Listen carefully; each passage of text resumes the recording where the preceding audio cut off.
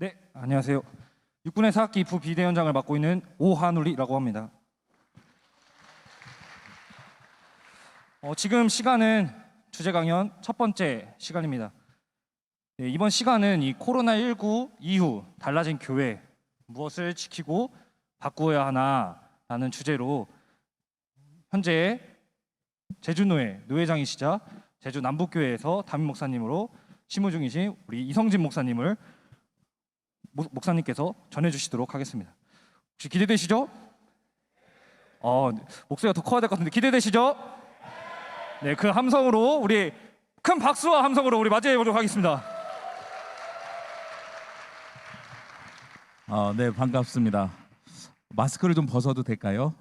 예, 감사합니다. 제가 지난 3월에 확진님이 다 지나가가지고 저희 가족이 자가격리를 다 끝내서 좀 편하게 할 수 있을 것 같습니다. 제가 신앙수련을 벌써 3번째습니다. 제주에서 담임 목회한 지는 9년이 됐고, 근데 그 어느 때보다 올해는 부담스럽네요. 왜냐하면 앞에서 분위기를 이렇게 방방방방 띄워놓고 저보고 강의를 하라고 하는데 그 시간이 심지어 오후 4시예요. 이거는 잘하는 얘기거든요, 사실. 제가 부교육자 할 때 잘 몰랐던 사실이 하나 있었어요. 여러분들 보통 설교 중에 가장 어려운 설교가 어떤 설교라고 생각하시죠? 주일 대예배 설교가 제일 부담스러운 설교인 것 같잖아요. 담임 목사 된 다음에 속았구나 하는 걸 알았어요. 왜냐하면 보통 담임 목사님들이 주일 오전 설교를 하시면서 너무 힘들기 때문에 오후 예배를 부목사한테 시켰단 말이에요. 저는 부목사로 10년 설교를 했는데 그 시간이 밥 먹고 제일 졸린 시간이에요. 그리고 담임 목사님이 설교하는 시간은 모두가 다 듣고 싶어서 나온 시간이에요.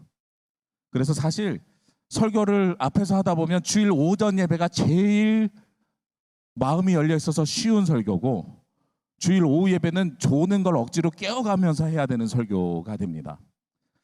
오늘 4시로 시간 배정이 된 걸 보고 조금 감사했습니다. 왜냐하면 아까 오면서 보니까 이 마당에 무슨 맛있는 식사가 이렇게 쫙 차려지더라고요. 한문동 목사님 큰일 나시겠어요. 저녁에 그렇게 잘 먹여놓고 여기 와서 앉아 있으라 그러면 고기 냄새 풀풀 날 건데 어떻게 우리가 수업을 들을 수 있을까, 특강을 들을 수 있을까, 참 제가 심히 걱정됩니다. 코로나19 이후에 우리가 달라진 교회에 대한 말씀을 요청을 받아가지고 준비를 했습니다. 그런데 사실 이것을 준비하면서 제가 받은 3가지의 소주제가 있는데, 하나는 온라인 교회에 대한 이야기, 또 하나는 목회자 이중직에 대한 이야기, 또 하나는 메타버스에 대한 이야기예요. 아마도 앞으로 미래에 목회를 해야 될 여러분들에게 굉장히 중요한 주제일 것 같아요. 근데 작년에는 이 3가지가 기독교 언론을 굉장히 많이 뜨겁게 하고 굉장히 중요한 이슈인 것처럼 다가왔거든요. 그런데 현장에서 목회하는 저에게는 이거 필요해, 목사님들이 알아야 돼, 준비해야 돼. 그런데 이게 우리가 목회하고 있는 영역 이만큼에서 얼마나 차지할까라고 놓고 보면 한 요만큼 차지할 것 같아요. 그래서 제가 왜 이런 현상이 나타났을까 하는 생각을 좀 해봤어요. 작년에 나왔던 책들 중에서 이런 메타버스, 교회학교 메타버스 관련된 책, 온라인 교회, 코로나 이후에 한국 교회, 그리고 이중직에 대한 이야기, 이런 이야기들이 활발하게 논의되니까 우리도 그렇게 가야 되나 보다라는 생각을 하는 것 같아요. 그러면서 저에게 이 강의를 요청하면서 그러면 우리는 앞으로 미래에 무엇을 준비해야 되나라는 걸 물어보고 싶을 것 같은 거죠. 근데요, 여러분들이 전제로 한 가지 알으셔야 되는 게 있습니다. 저는 예언자도 아니고요, 미래학자도 아니고요, 점쟁이도 아닙니다. 제가 미래를 알 수 있는 방법은 하나도 없습니다. 미래를 알 수 있는 방법이 없어요. 그렇지만 무엇에 충실해서 살아야 되냐면 오늘에 충실해서 살아갈 수는 있습니다. 그래서 저는 이 이야기를 좀 다르게 해석을 하고 싶어요. 코로나가 한국교회의 위기를 가져온 게 아니라 이미 한국교회의 위기는 시작됐어요. 제가 담임 목회 9년 차인데요, 이 9년 동안 벌써 한신대학교 신학대학원 신앙수련회 3번째 옵니다. 최근 10년 사이에 가장 많이 불려온 강사인 것 같아요.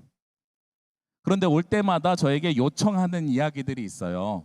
뭘 요청하냐면 사실 미래에 어떻게 목회를 해야 되느냐가 아니라 여러분들이 현장 나가면 어떤 목회 현장을 맞닥뜨리게 되는가에 대한 이야기를 듣고 싶은 것 같아요. 그래서 우리 남자분들 군대 갔다 오신 분들은 알겠지만 이등병 때 자대 배치가 가장 초미의 관심사인 것처럼 지금 우리가 맞이해야 되는 현장이 어떤 현장인지를 알려주는 게 더 좋겠다라는 생각을 하는 거죠. 그러면서 2016년에도 어떤 논의가 있었냐면 이 그래프가 똑같이 논의됐었습니다. 한국교회는 지금 어떤 상황 속이에요? 저성장 상황이죠. 코로나하고 상관없었어요. 이미 그 이전부터 시작이 됐어요. 그리고 재정위기가 왔고요. 그리고 교회 자체는 이제 파산에 이를 거다라는 예측을 합니다. 이걸 제일 많이 예측하고 자주 예측한 사람이 미래학자 최무무 이렇게 하는 형제들 있잖아요. 그분들이 한국교회 미래지도 이런 책들을 내면서 이런 이야기들을 수없이 합니다. 물론 이 이야기들이 맞기도 합니다. 먼저는 인구 감소 때문에 저성장이 일어나요. 예전처럼 인구가 많지 않으니까 성장세가 감소되는 건 당연한 일입니다. 그리고 고령화가 되니까 은퇴하신 분들의 헌금이 줄어요. 교회 재정이 어려워지는 거 당연해요. 그리고 한국교회 미래지도 같은 책을 보면 아마도 금융위기가 와서 교회 재정이 어려워서 외환위기가 와서 파탄이 날 거다. 2008년 보니까 그랬더라. 그런데 거기에 우리는 뭘 맞이했어요? 코로나가 온 거예요. 그래서 우리의 상황을 가속시키기도 하고 조금은 바꿔버렸습니다. 이건 코로나가 한국교회를 어렵게 만든 게 아니고요. 이미 어려웠던 한국교회에다가 이 어려웠던 한국교회가 내부적인 문제였는데 이것을 세상에 알린 기회가 코로나인 거예요. 누가 알려줬어요? 그걸 세상에다가 정광훈 씨가 알려줬죠. 현장에서 목회할 때는 그 정광훈 씨 때문에 너무 힘들었어요. 저희는 교회가 사택이 교회 예배당 3층에 있습니다. 아마 이 중에도 올 가을에 목회 실습 제주로 오시는 분들이 있으면 저희 교회 오실 분도 계실 거예요. 저희가 매년 노회 차원에서 목회 실습을 받거든요. 올해는 몇 명 배정될지 모르겠는데 저희 교회 오시면 1층이 본당입니다. 2층이 교육관입니다. 3층이 사택입니다. 그러니까 동네 사람들이 저희가 거기 사는 거 다 알아요. 감사한 건 저희 본당 사이즈하고 사택 사이즈가 똑같습니다. 굉장히 큰 것 같죠. 반대로 얘기하면 뭐가 작을까요? 본당이 작아요. 네. 그런데 저희 아이들이 오르락내리락 하고 저희가 거기서 살고 먹고 자고 하는 걸 다 알아요. 다 알고 있으니까 사람들이 지나만 다녀도 이렇게 이상하게 쳐다봅니다. 저 사람 뭐야? 그리고 사람들이 계속 지켜봐요. 일요일 날 아침에 저 교회 예배 드려 안 드려 이렇게. 이게 정강훈 씨 때문에 벌어진 일이에요. 굉장히 힘들었죠.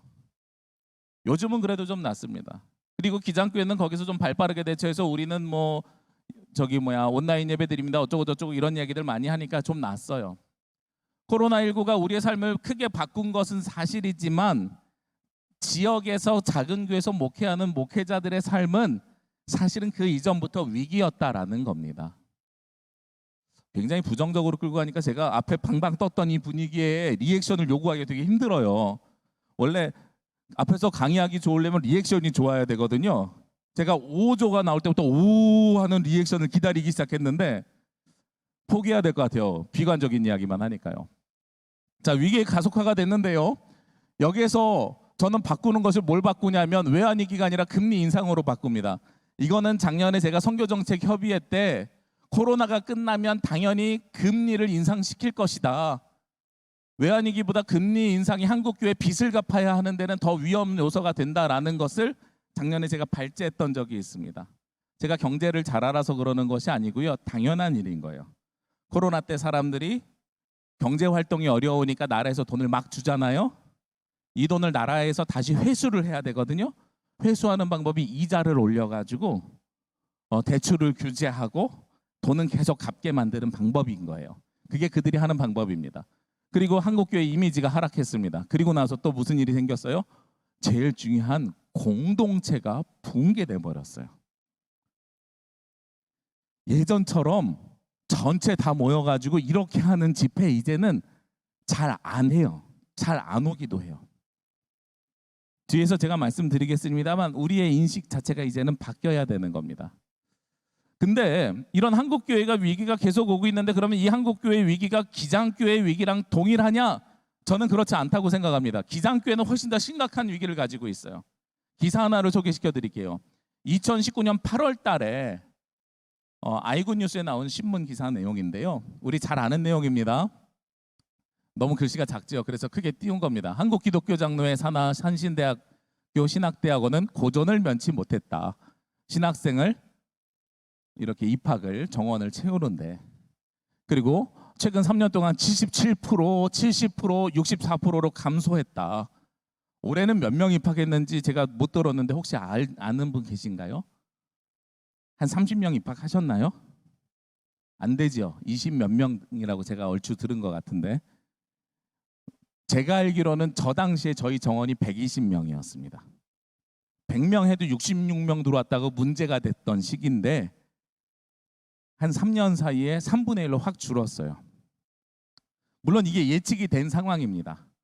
제가 2016년도부터 한신대학교 그 특별위원회, 한신대학교 발전을 위한 특별위원회 활동을 하면서 교단 통계를 놓고 보고 신학 학부 졸업생, 대학원 졸업생, 목사 수련 과정 이런 입학생과 졸업생과 이런 상관관계들을 제가 분석해 보니까 제가 예측이 조금 틀렸는데 2023년에는 20명대가 입학할 겁니다라고 제가 그때 예측을 했어요. 2016년에. 근데 그때는 뭐라고들 말씀하셨냐면, 제가 진짜 가슴 아픈 건데, 모든 기독교계 언론이나 신문이 어디에 돼 있냐면 이 장신대 쪽 통계에 우리가 매몰돼 있어가지고 목사님들이 뭐라 그러셨냐면, 괜찮아, 신학생들이 남아 도는데, 교회는 작고 목회자들은 남아 도는데 그게 우리에게 무슨 큰 중요한 일이야, 신학생이 줄어드는 게. 이런 이야기를 불과 5년 전에들 하셨어요. 장신대에서는요, 예장 통합이죠.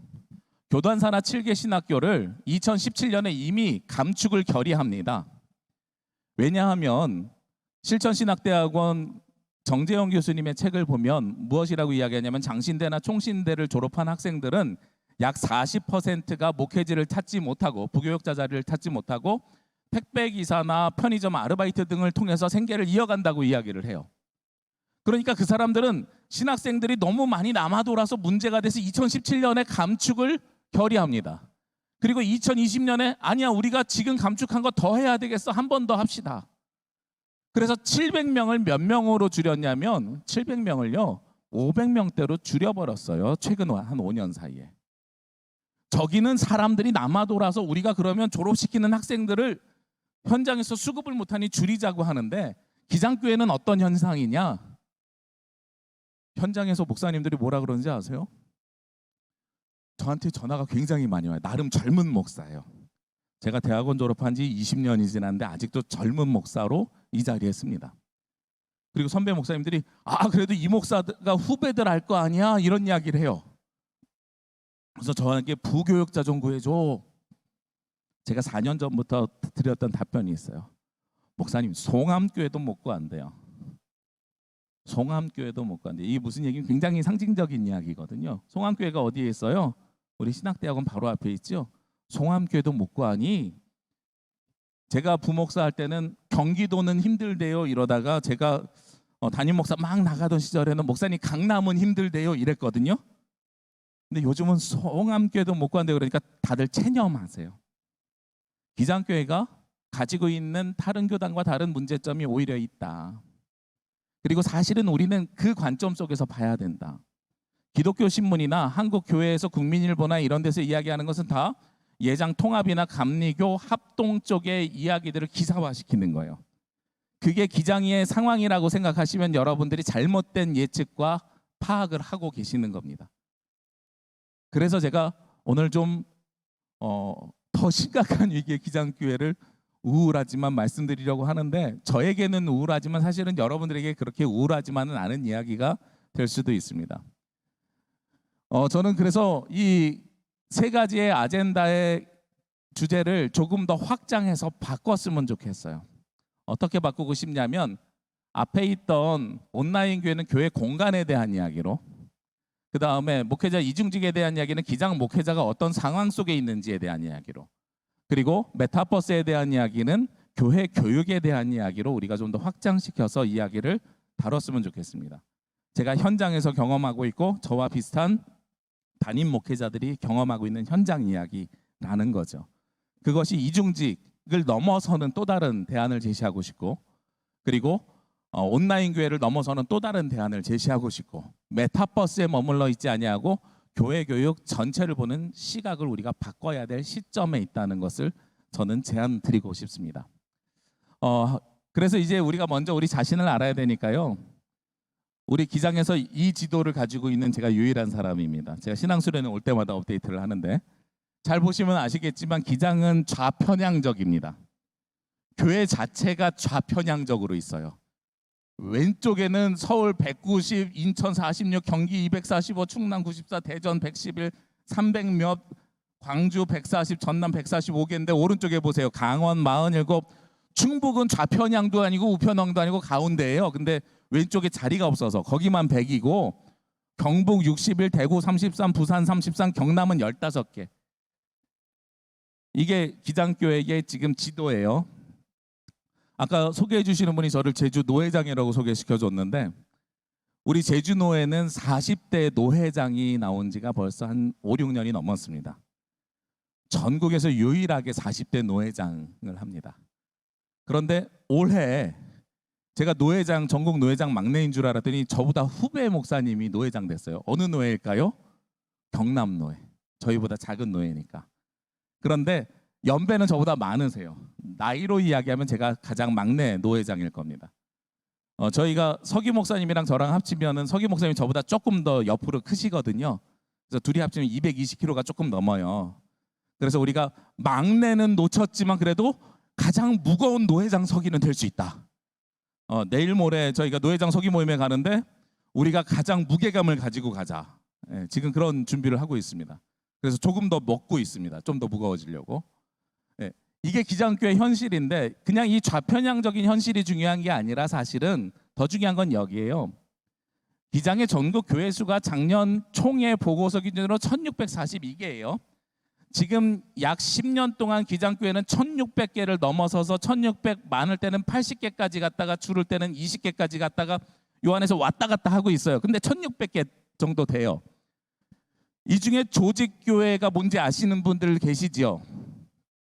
조직교회라는 것은 당회가, 장로님이 있는 교회를 조직교회라고 합니다. 요거는 여러분들 나중에 목사고시 칠 때 헌법 시험 문제의 기출 문제입니다.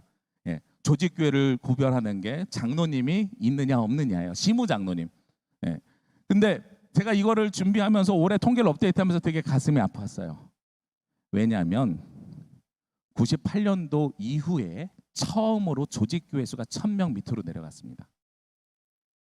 그러니까 기장교회의 교회 수는 유지가 되고 있지만 장로님이 안 계시는 교회가 늘어나고 있다. 그걸 알 수 있죠, 첫 번째로. 그리고 미조직교회는 우리가 미자립교회가 아니에요. 돈이 없는 교회가 아니라 장로님이 없는 교회를 미조직교회라고 합니다. 650개예요. 개척교회 13개입니다. 그런데 여기에 나오지 않은 통계가 하나가 있어요. 뭐냐면 여러분들이 일단 생각을 전환하셔야 되는 게 있는데, 여러분들은 대부분 다 지금 교회에서 전도사님으로 섬기고 계시죠. 여러분처럼 전도사님을 섬길 수 있는 교회가 기장교회 중에 몇 개가 있을까요? 교단에서 가지고 있지 않은 통계라서 제가 파트타임 전도사님의 수는 알 수가 없지만 풀타임 기준으로 했을 때 전국에 약 360개 교회만 부교역자가 있습니다. 무슨 얘기냐? 1600개 교회 중에요, 약 1300개 교회는 단독 목회지라는 거예요. 부교역자가 없이 혼자 목회하는 데라는 겁니다. 제가 신앙수련회 처음 왔을 때에 86학번 선배님들이 제 앞타임 강의를 하셨어요. 그때는 한신의 과거, 현재, 미래 하면서 저보고 미래를 하래요. 굉장히 부담스럽게 왔어요. 그래서 한신의 현재는 86학번 선배님들, 한신의 미래는 저 90년대 학번이거든요. 이래봬도 9학번인데 제가 미래래요. 그리고 한신의 과거는 그 앞에 전병생 목사님 70년대 학번이 하셨어요. 근데 그때 86학번 선배님들이 어떻게 강의를 하셨냐면, 여기에 한 10분이 앉으셔갖고 집단 강좌를 하시고 학생들이랑 토크쇼처럼 진행했거든요. 그때 학생들이 가장 많이 질문했던 질문이 뭔지 아세요? 팀 목회에 대한 질문이에요.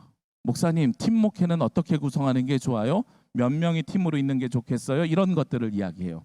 왜 그러겠어요? 여기 앉아 있는 전도사님들이 보는 교회의 모든 모습은 다 여기에 계신 분들처럼 교육부 전도사님이 있는 교회를 꿈꾸면서 목사 안수를 받는 거예요.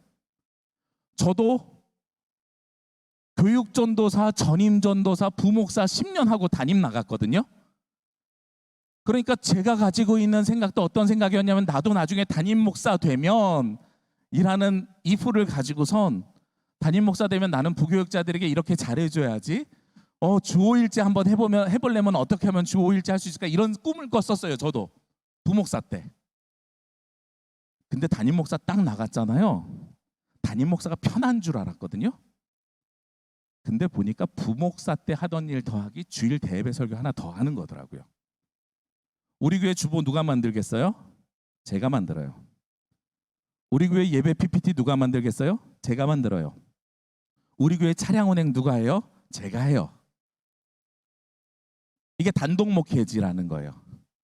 사실은 제가 이걸 준비하면서요. 요즘 소울리스자가 이렇게 그 유행이잖아요. 제가 이거를 라임을 만들어 가지고 해보려고 했는데 제가 엄청난 박치라서 아까도 한 1시간 동안 연습하다가 했다가 괜히 이상해지겠다 하고서는 안 했는데 뭘 하든지 간에 단독 목회지는 다 담임 목사가 하는 거예요. 담임 목사가 편하겠다가 아니라 심지어 코로나 이후에 어떻게 바뀌었냐면 우리 교회는 아직 식사를 못 하거든요. 교회 식당이 그 사이에 망가져가지고 리모델링을 해야 돼요.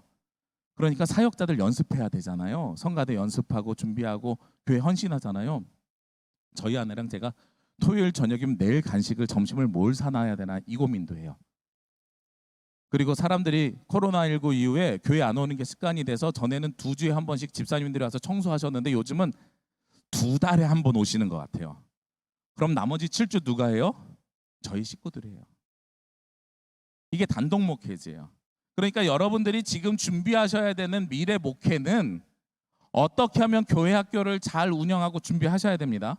그런데 서로 부교육자들끼리 팀을 어떻게 구성하고 어떻게 만나고 어떤 팀을 운영해야 될까를 구성하는 것은 먼 미래고 여러분들 앞에 가까이 닥쳐 있는 미래는 내가 혼자서 그러면 어떻게 목회할 수 있을지를 준비하셔야 되는 시대인 거예요. 이게 기장 목회자들의 현실이에요.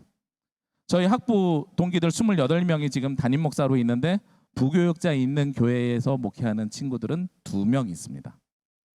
26명은 저처럼 단독 목회하고 있어요. 이게 지금 기장교회가 가지고 있는 현실이다. 이렇게 이야기하니까 너무 침울해졌죠. 내가 한신을 계속 다녀도 되나? 근데요, 여러분들 아까 통합이 대학원 정원을 줄였잖아요. 걔는 왜 줄였다 그랬어요? 최소한 대학원 다니는 사람의 40%는 택배를 해야 되거든요. 여러분들은 통합이랑 달라요.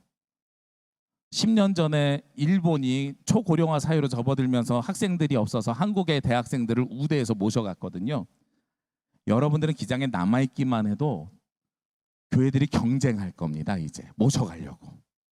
너무 귀한 분들로 바뀌어버렸어요. 네, 그래서 여러분들은 내가 이런 상황 속에서 기장에 남아있어야 되나라는 걸 고민하는 게 아니라 기장에 계시는 것이 택배 안 하셔도 되는 유일한 방법이거든요. 오, 좋지요. 네. 근데 그러면서 어떻게 단독 목회를 잘할까를 고민하시면 저는 분명히 이 고난의 시기에 남은 자를 통해서 하나님께서 역사하신다고 생각을 하는데 믿는데 여러분들이 남은 자가 돼서 다시 한국 교회를 일으켜 세울 수 있을 것이라고 저는 확신합니다. 네, 그렇기 때문에 우리 기장교회가 어떻게 잘 남을 수 있는지에 대한 고민을 우리가 같이 하셔야 돼요. 저하고 여러분들이. 그게 지금 우리에게 주어진 숙제입니다. 우리 교단에서 좀 냈으면 하는 통계인데 잘 안 내는 통계예요. 숫자가 작지요. 근데 여기서 하는 이야기는 굉장히 단순합니다. 제가 그 숫자를 좋아하는 건 아닌데 어쩌다 보니까 우리 교단에서 이런 일들을 저만 하는데요. 우리 교단이 1998년에는 은퇴 목사가 169명에 무임 목사가 150명이었는데 가장 최근에 보고서 통계가 2019년의 통계거든요. 2020년에 들어온 통계가 그러니까요. 그때 은퇴 목사가 몇 명으로 늘었어요? 552명으로 늘었어요. 우리 교단의 목회자가 작년에 3,000명이 넘었는데 그 중에서 무임 목사하고 은퇴 목사를 합치면 1,000명 가까이어져요. 그러니까 현장에 있는 목회자는 2,000명이 되잖아요. 1,990 몇 명이에요. 그래서 제가 수학으로 한번 그런 걸 해봤어요. 뭘 해봤냐면 98년에 기장교회가 약 1,400개 교회였는데 1,400개 교회대 한 교회에 목회자가 몇 명 있을까를 한번 제가 계산을 해봤거든요. 그랬더니 그때는 1.56명 정도, 교회 하나에 목회자가 1.56명 비율로 있더라고요. 근데 작년 기준으로 했을 때 몇 명이었냐? 1.48명이에요. 이거를 1,600개 교회에 0.8을 대입하면 전국에 98년도 기준에서 약 130명 정도의 목회자가 부족한 현상을 이미 우리는 맞이했습니다. 그러니까 이미 부교육자가 부족하니까 지방에 있는 교회들은 무엇을 시작을 했냐면 어떻게 하면 담임 목사 혼자 멀티플레이를 할까, 혹은 어떻게 하면 평신도 사역자들을 세워야 되나, 이 두 가지를 놓고 지금 심각한 고민에 빠져 있는 거예요. 여기서 한 가지를 더 볼게요. 여러분들에게 굉장히 희망적인 소식입니다. 올해 제가 전국의 노예 보고서를 보는데요. 아직 다 기재되지는 않았지만 제주노예처럼 작은 노예는 1명, 전북노예처럼 많은 노예는 4명, 목사님들이 모두 다 은퇴를 하시더라고요. 담임 목사 자리가 올해만 한 60개가 비는 것 같아요. 여러분들한테 굉장한 희소식 아니에요? 제가 자세히 살펴봤더니 베이비부머라고 하는 55년생부터 62년생까지가 우리 교단에서 제일 많은 연령대가 있어요. 연령대별로 목회하는 사람의 수가 많아요. 왜 그런지 그 원인을 찾아봤거든요. 지금은 우리가 한국 기독교 장로에서 목사가 되려면 들어오는 길이 한 군데밖에 없습니다. 한신대학교 신학대학원을 졸업하셔야 됩니다. 혹은 한신대학교 대학원 THM 과정에서 목사 수련 과정을 하셔야 됩니다. 결국은 우리 학교밖에 없어요. 그런데 저 당시에는 어떤 때였냐면 52년생부터 62년생이면은 학번으로 얘기하면 70년대 초반 학번이거든요. 거기서 80년대 초반 학번까지. 삼선계엄 반대 운동하다 학교 잘리면 갈 데 없으니까 어디로 갔냐면 기장 총회 교육원으로 옵니다. 그러면 신학 교육을 받아서 목사가 될 수 있었어요. 총회 교육원이 당시 있었어요. 선교 교육원이 있었어요. 교역과가 과정이 있었어요. 그리고 잠깐 운영했지만 통신 과정도 있었어요. 당시에는 70년대 초반에. 그리고 예전에는 그 미국 선교사들이 놓고 간 대전에 있는 한남 신학교를 기장 지경 신학교로 가지고 있다가 그것을 숭실대 재단에다 넘기고 중간에 편입했어요. 그 세대가 바로 저 세대예요. 그러니까 저분들은 기장에서 목회하러 들어오는 분이 한신대학교뿐만 아니라요, 교역과 총회교육원, 선교교육원 여러 분이 있었던 거예요. 한남대학교까지. 그러니까 저 때의 목회자들이 어땠겠어요? 많았죠. 심지어 한국교회 70년대 급격한 부흥 시대잖아요. 80년대. 당시엔 뭐라고들 이야기했냐면 십자가만 꽂으면 교인들이 모인다고 했던 시기였거든요. 근데 저분들이 이제 내년부터요, 1년에 5, 60명씩 앞으로 7년 동안 쭉 나가세요. 그러면 2,300명 목회자 중에서 7년 동안 나가니까 50명 기준에도 3, 7에 계산되죠. 7, 5, 35, 350명 정도. 이야, 그러면 기장교회 1,600개 교회 중에 담임 목사 자리만 350개가 앞으로 7년 사이에 생겨나는 거예요. 얼마나 희망적이에요. 여러분들이 무엇을 준비하셔야 되냐면 저 상황을 준비하셔야 돼요. 이제는 저 상황을 보면서 우리가 예측할 수 있는 게 있어요. 기장의 목회자 부족이 어떤 현상을 가지고 올까? 제가 아까 말씀드렸죠. 통합, 기독교 신문과 기장의 현상은 다르다라는 게 전제하셔야 되고요. 우리가 상상해 봅시다. 도시교회가 먼저 문을 닫겠어요? 지방교회가 먼저 문을 닫겠어요? 지방교회가 먼저 문을 닫죠. 아시는 분이 계실지 모르겠지만 제가 2년 전에 교단 총무선거를 나가면서요, 전국의 팔도를 다 돌아다녔어요. 그래서 목사님들을 만났거든요. 깜짝 놀랐어요. 전남의 어느 교회를 가니까 목사님이 그런 말씀하세요. 목사님, 내가 이 교회에서 벌써 20년째 목회하는데 처음 부임했을 때 교인이 150명이었대요. 그 목사님이 50대 중반이에요. 35부터 담임 목사 하는데 150명이었대요. 갔더니 교인이 몇 명 남아있냐면 30명 남아있어요. 그런데 목사님 하신 말이 더 놀라움이었어요. 지금 있는 시모 장로님이 3년 있다 은퇴하시면 우리 교회는 70세 이하가 아무도 없어요. 아까 제가 시작할 때 조직교회가 1000개 이하로 내려갔다 그랬죠? 그 이유가 어디서 시작이 된 거예요? 지방의 초고령화 사회 속에서. 저랑 아주 친했던 동기 목사님이 제주에서 목회하다가 해남으로 가셨어요. 거기도 교인이 150명 모인다 그래서 간 거예요. 갔는데 가가지고 3년 동안 뭐 했니? 목회 그만두겠대요. 왜? 그랬더니 3년 동안 내가 치른 우리 교회 성도들 장례식 수만, 조문 간 거 말고 우리 성도들이 돌아가셔서 치른 장례식 수만 30건이래요. 3년 동안. 그래서 교인이 150명에서 120명으로 줄었어? 아니, 내가 요양병원으로 모셔다 드린 어르신 수만 40명이야. 3년 동안 150명에서 70명이 쑥 빠져갖고 80명 남은 거예요. 젊은이들은 다 읍내교회로 가. 다시 오라 그러지. 근데 가는 데가 기장교회야. 뭐라고도 못하겠어. 그래서 그런데 왜 사람을 살리고 계속 들어오는 기쁨과 재미가 있어야 되는데 계속해서 장례만 치르다 보니까 내가 영이 너무 고갈됐어. 나가서 5년만 사회생활하다가 다시 기도하고 목회할까 고민 중이야. 저희 동기 중에 실제로 그런 분이 계세요. 지금 저희 동기 회장님이신데 그 상황이에요. 도시교회보다 어디가 더 심각하다? 동천교회가 심각하다. 여러분들이 부교육자를 거치지 않고 바로 담임하고 싶으면 지금이라도요. 지방에 가시겠다고 하면 갈 수 있는 담임전도사로 목회하실 수 있는 지역들이 있습니다. 기장교회는 있어요. 아직도. 얼마든지 있습니다. 거기서 끝이 아니죠. 부교육자가 있는 목회지가 먼저 감소하겠어요? 단독 목회지가 먼저 감소하겠어요? 단독 목회지가 먼저 없어지겠죠. 그나마도 부교육자를 줄 수 있는 교회는 교회 재정이 있고 성도들이 있으니까 있는 거거든요. 이거는 교회는 있는데 목사가 못 가면 어떤 일이 생겨요? 이 교회 문 닫아야 되는 일이 생기는 거죠. 그리고 나서 이 목회자 부족이 어떤 일로 생기느냐? 교단을 움직이는 일로 바뀌게 돼요. 2년 전에요. 전국에 있는 5개 교회가 소송에 걸렸습니다. 왜 소송에 걸렸었냐면 교단 탈퇴 때문에요. 방법은 그렇습니다. 시골 교회라서 목회자가 안 오잖아요. 목회자가 안 오니까 교회에서는 우리 기장 목사님을 기다리다 안 오니까 예배를 드려야 되니까 장로님이 말씀을 전하다가 이 장로님도 연세가 많으니까 너무 힘에 부치는 거예요. 그런데 그러다 저쪽에서 한 권사님이 이야기를 해요. 우리 조카가 감신을 졸업했는데 지금 임지가 없어가지고 택배.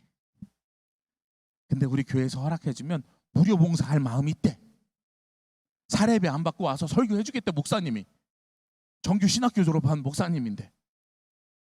그럼 교인들은 어떻게 했어요? 받아요 안 받아요? 그러면 우리 기장 목사님 올 때까지 잠깐만이라도 받읍시다. 받아요. 설교해줄 목사님 계시니까. 그리고 나서 한 2년쯤 지났어요. 공동회의 갖고 교단 바꿉시다. 반대할 사람이요. 반대할 사람이 있겠어요? 없겠어요? 없어요. 기장교회가 넘어가는 거예요. 1년에 대여섯 개씩 넘어가고 있어요. 굉장히 심각한 상황이죠. 근데 제가 계속해서 강조하는 것 중에 하나가 뭐냐면 그렇게 기장교회 수가 줄어드는데 기장교회가 줄어드는 수보다 누가 더 먼저 줄고 있다고요? 현장에서 목회하는 목회자 수가 더 빨리 줄고 있어요. 그래서 우리가 대비해야 되는 게 달라져요. 교회 감소는 크게 3가지를 이야기할 수 있습니다. 교회 문을 닫는 폐교회가 있을 수 있고요. 교단 탈퇴를 이야기할 수 있고요. 올해는 보니까 한 노회에서 2 목사님이 은퇴하는데 담임 목사 청빙을 한 군데만 하더라고요. 그래서 노회록을 자세히 봤더니 어떻게 돼 있냐면 이 2 교회가 합병을 해요. 목사님을 2분을 모실 수 없으니까 합병해가지고 1분만 모시는 거예요. 이게 교회가 감소돼요. 그렇게 되면 교단의 자산이 줄어듭니다. 근데 교회는 넘어가더라도 교회 건물이 남아있고 땅이 남아있으면 기장교회가 할 수 있는 일이 많아져요. 지금 우리 선배님들이 은퇴하면서 제일 힘들어하시는 게 기장교회 많은 목사님들이 생명선교연대라든지 아니면 민중목회라든지 낮은 자들과 같이 살았는데 은퇴할 때 되니까 뭐가 없어요? 집이 없어. 사례비도 안 받고 자기 온 몸을 다 헌신했더니 은퇴해야 될 때 되니까 집이 없어. 살 데가 없는 거예요. 어떻게 해결할 수 있어요? 지방에 있는 우리 교단의 교회들의 남겨져 있는 자산 활용할 수 있어요. 그것만 잘 붙잡으면. 거기서 끝나는 게 아니죠. 부족한 목사님들을 어떻게 할 수 있냐면, 목사님 연금 받으시잖아요. 연금 받으면서 5년만 더 거기서 설교하시죠. 같이 어르신들과 생활하시죠. 하면서 젊은이들은 어디로? 도시로. 어르신들은 지방으로. 이렇게 할 수도 있어요. 그래서 저는 자산을 어떻게 가지고 있느냐가 되게 중요하다고 생각해요. 동시에요, 여러분들에게 권하고 싶은데, 여러분들은 뭘 꿈꿔요? 이중직을 꿈꾸잖아요. 그런 생각들을 하시는 분들이 많잖아요. 제가 지난주에도 우리 한 10년 후배 목사님들이랑 제주에서 생태 관련된 세미나를 하는데, 다른 직장을 뭘 가질지 고민해요. 지금 30대 중후반에 있는 목사님들한테 진짜 미안해요. 그분들은 사례비도 최저임금 이하로 받으면서 진짜 고생하고 있어요. 단독 목회 기회는 없어요.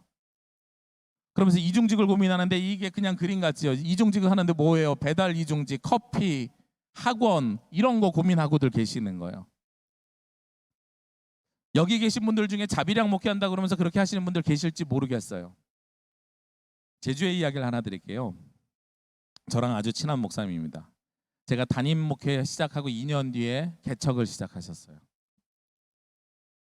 가족 4명, 그때 큰애가 7살, 둘째가 5살, 사모님, 뱃속에는 아기 하나 또 있고, 그리고 청년 하나 데리고 5명이 가정 예배 드리기 시작했습니다. 지금 몇 명 모이냐면 한 60명 모여요. 굉장히 성공한 케이스죠. 근데 작년에 문제가 생겼었어요. 어떤 문제가 생겼냐면, 이 목사님이 마을 목회를 정말 잘해서 그 아파트 단지에 마을 총무도 하고, 뭐 이따가 소개하겠지만 순으름 육아 나눔터라 그래서 아이들 공동 육아나 이런 것들 굉장히 주관하고 되게 잘하셨거든요. 근데 문제는 목회 한 5년이 지나고 나니까 그동안 모아놓은 돈 다 까먹고 이제 생계에 문제가 생긴 거예요. 그래서 목사님이 음악을 전공하신 분이라 사모님이랑 두 분 다 학원을 오픈을 했어요. 교습소를. 그때는 세 가정이 떠나요. 목사가 우리를 목양하지 않고 돈벌이 한다고. 그러니까 해가 바뀌면서 작년엔 어떤 일이 있었냐면, 교인들이 모여가지고, 그러면 뭐 이렇게 교인 떠난 걸 봤으니까 우리가 목사님 사례비 드립시다. 그래서 사례비를 100만 원 책정을 했어요. 많지도 않아요. 100만 원 책정했어요. 우리 그 교회 성장학 쪽으로 보면은 교인 60명이 목회자 사례비 100만 원 이상 줄 수 있거든요.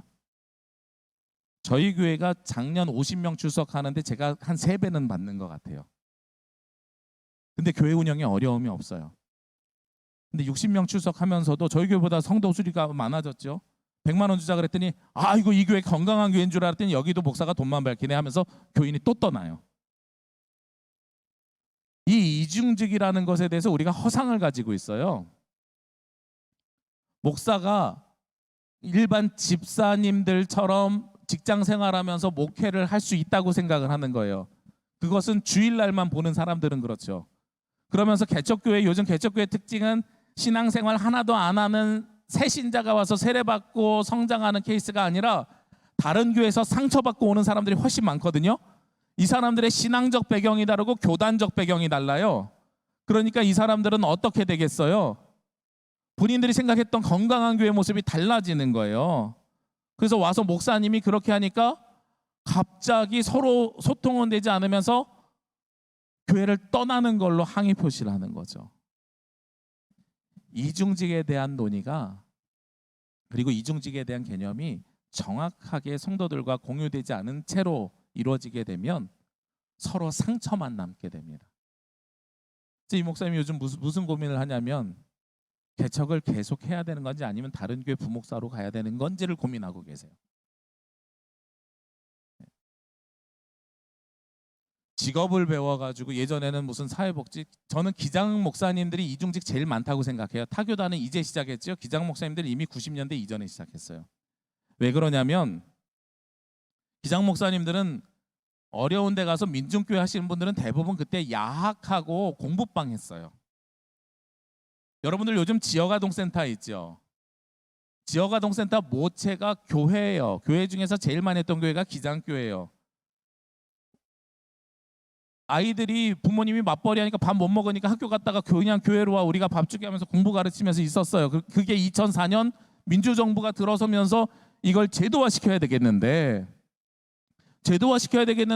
건물을 만들려니까 돈이 많이 드니까 운영비만 줄게요. 교회에서 해주세요라고 하면서 그때부터 목사님들이 정부에서 돈 받아서 생활을 하신 거예요.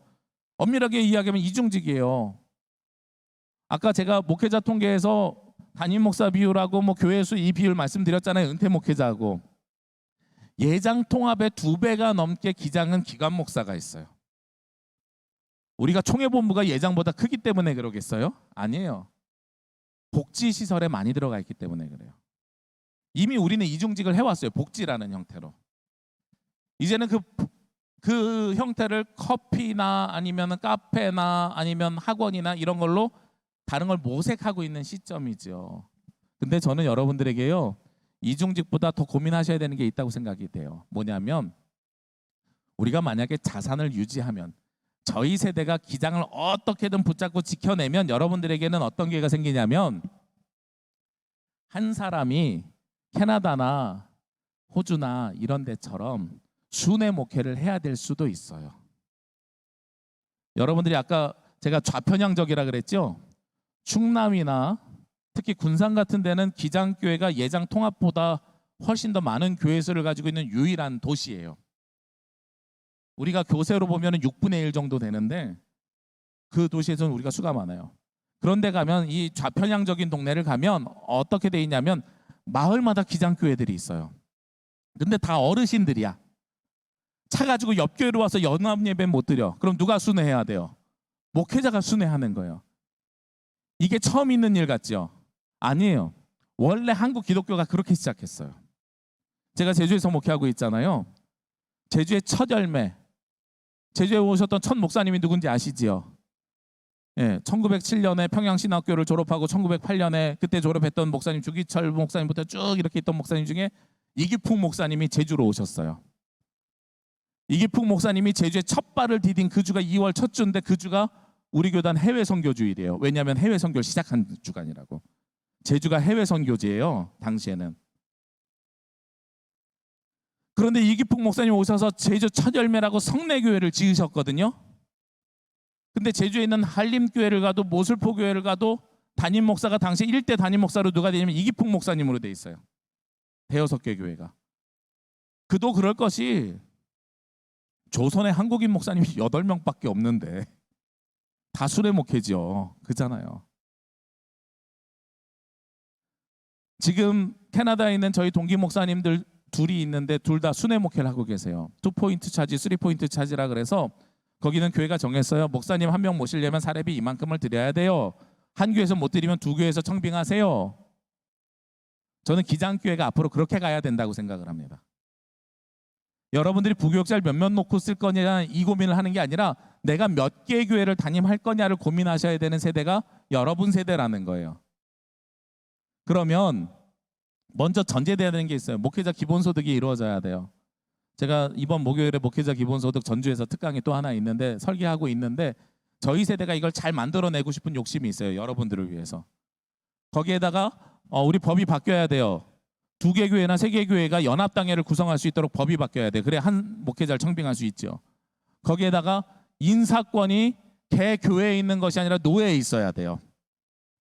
그래서 너 격오지 가서 우리 군인들 그렇거든요. 격오지 가서 3년 살면 나와갖고 도심지에서 또 근무하고 다시 전방 갔다가 이러거든요.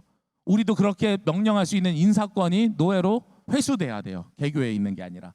그리고 생활보장제와 연금제도가 바뀌면 저는 그게 가능하다고 생각합니다.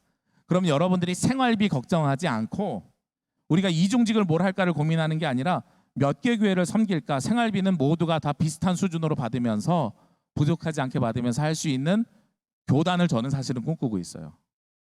그래서 저에게 이중직이라는 이야기는 저보다 10년 아래 후배들은 그것을 준비해야 되는 세대라고 이야기를 제가 했지만 여러분들은 저보다 20년 늦게 목회 현장으로 나오는 분들은 여러분들의 상황은 바뀐다. 특히 우리 기장교회는 바뀐다. 여러 교회를 섬길 수 있는 준비를 하셔야 된다. 그래서 제가 혼자 생각해 봤어요. 예배자로서의 목회자 역할을 충실히 감당하셔야 돼요. 매주 상황이 다른 2개 교회, 3개 교회의 목회자로 서야 됩니다. 아까 이건희 목사님 설교 시작하실 때 어제 원래 김은경 목사님인데 어제 연락을 받으셔가지고 원고 안 갖고 올까 봐 꿈에서 그러셨다 그랬잖아요. 제가 그 얘기 들으면서 속이 찔렸어요. 왜 그랬냐면 제가 원래 오늘 원고를 태블릿으로 준비했거든요. 태블릿을 놓고 왔어요. 제주에다가. 언제 기억이 났냐면 공항에서 검색대를 통과한 순간 아 태블릿 어떡하지? 그래서 원고 없이 지금 하고 있습니다. 이 경험은 처음 경험이 아닙니다. 제가 부목사를 마지막으로 농천교회 수원의 농천교회에서 부목사를 했거든요.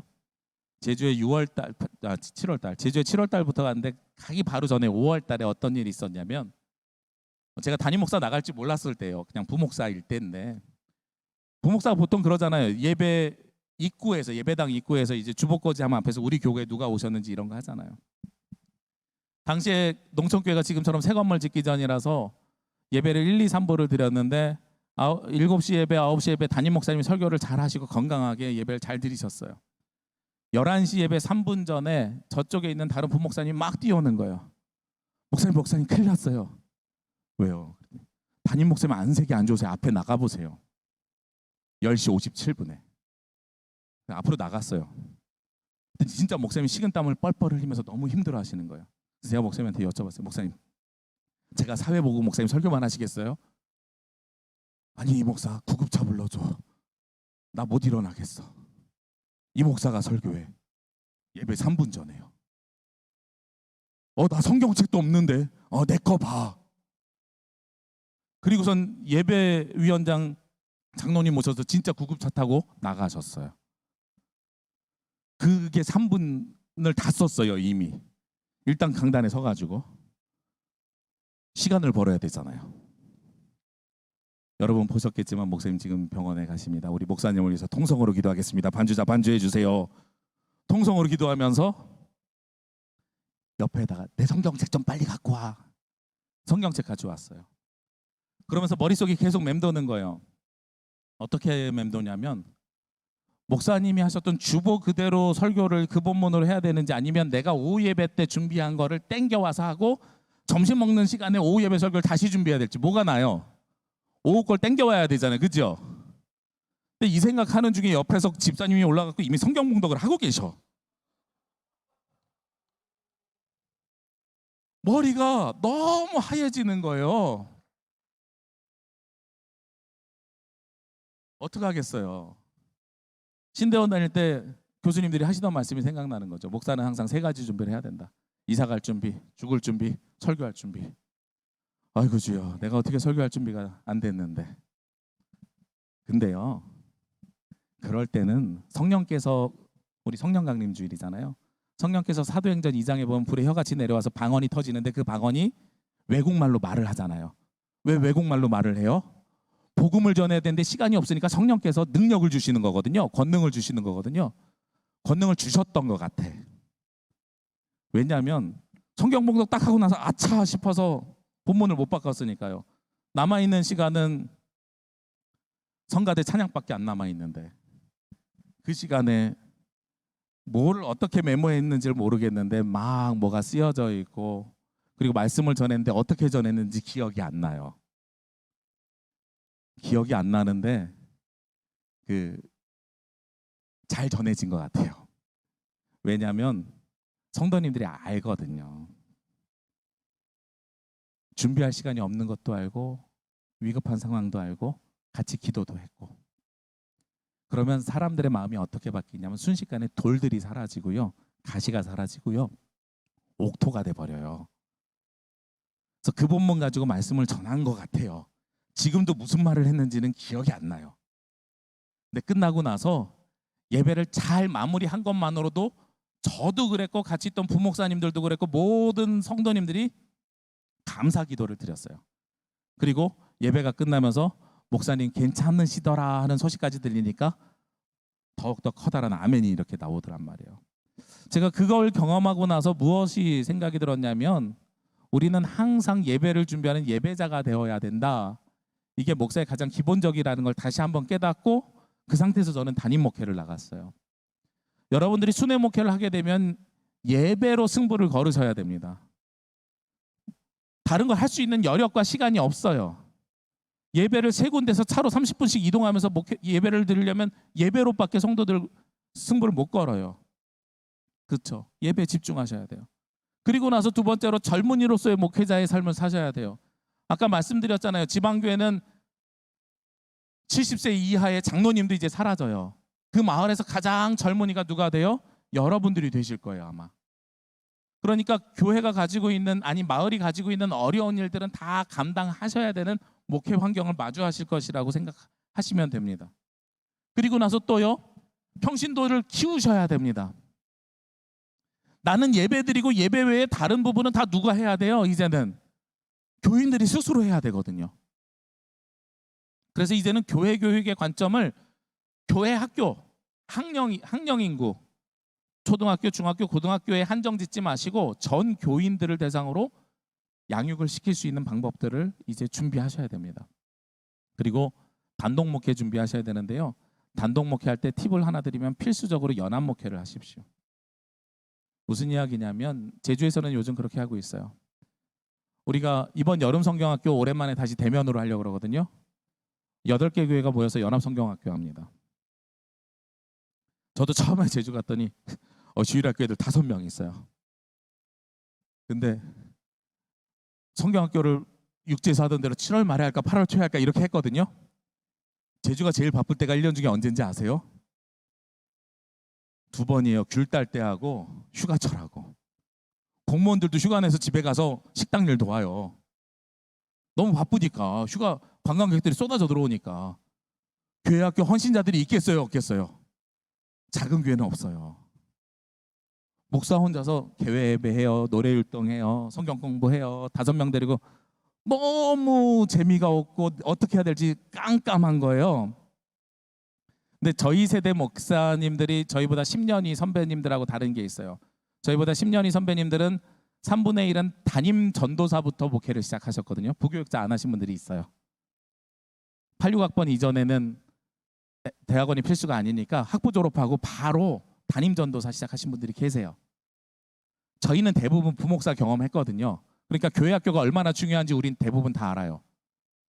우리 모여가지고 자, 네가 개회 예배해, 네가 레크레이션해, 네가 성경 공부해. 7개 교회가 모이니까 아이들은 한 7, 80명 모이니까 애들은 지들끼리 재밌고 하는 것 같고 목사님들은 사역이 7분의 1로 줄고. 근데 나중에 이게 벌써 7, 8년 되니까 더 좋은 일이 생겼어요. 그때 주일학교 다녔던 애가 작년에 대학을 갔거든요. 목사님, 대학 갔더니 우리 과에요, 매년 수련회 때 만났던 걔가 있어요. 우리 안에서 한 형제가 되는 거예요. 교회는 다르지만 한 형제가 돼요. 그래서 제주에 저 면 단위에서 교회 다니던 친구가 대학을 오니까 우리 교회 다녀요. 그런데 다시 마을로 가서 일할 거래요. 그러면 여기서 4년 다니고 다시 마을로 가는 거예요. 우리가 한 형제니까. 또 어떤 일도 있냐면 우리 재직 수련해야 되는데 그러면 재직 수련회 이렇게 다 같이 모아놓고 하는 게 옛날 방식이었어요. 요즘은 그래, 그럼 우리끼리 순번정에서 도를까? 오후 예배 때? 뭐 맡을래? 난 예배만 할게, 넌 헌금만 해. 4주 동안 똑같은 설교를 교회에 돌면서 우리는 이미 순회 목회를 하고 있는 거예요. 서로 강사비 받지 말고 우리가 전공 과목 강의하자. 찬양 집회 하고 싶은데 우린 세션이 부족해서. 그래요? 직전노 회장 이리 와봐, 기타 쳐. 진경노 회장 이리 와봐, 베이스 쳐. 우리 노예 서기 목사님 와서 드럼 쳐. 저희는 그렇게 담임 목사 7명이 세션을 합니다. 그래서 찬양 집회를 하나 만들어서 빌레 찬양 예배라 그래서 한 달에 한 번씩 젊은이 예배를 만들어내고 있습니다. 물론 코로나 이후로 멈춰서 언제 다시 시작할지 모르겠는데 한 3년 운영했던 것 같아요. 연합 목회하시면 여러분들이 지치지 않고 계속 목회하실 수 있습니다. 체육대회요. 장소 빌리기 어려워요. 그죠? 체육관 빌렸는데 300명인데 우리 교인 50명 데려가니까 너무 휑해. 자, 체육관 같이 갈 사람 6개 교회 모여가지고 제가 부목사 때 교구 대항 게임 하듯이 교회 대항 게임 합니다. 300명이. 이게 이제 앞으로 여러분들이 준비하셔야 되는 단독 목회하면서 하는 연합 목회예요. 제가 이 밖에 있는 식당 시설을 보고 시간을 늦추면 안 되기 때문에 쉬지 않고 빨리 진행하겠습니다. 시간은 늦게 끝나면 안 되니까요. 두 번째로 교회 공간입니다. 제가 인상 깊게 봤던 책이 있어요. 감동이 있는 교회는 첫인상부터 다르다라는 책입니다.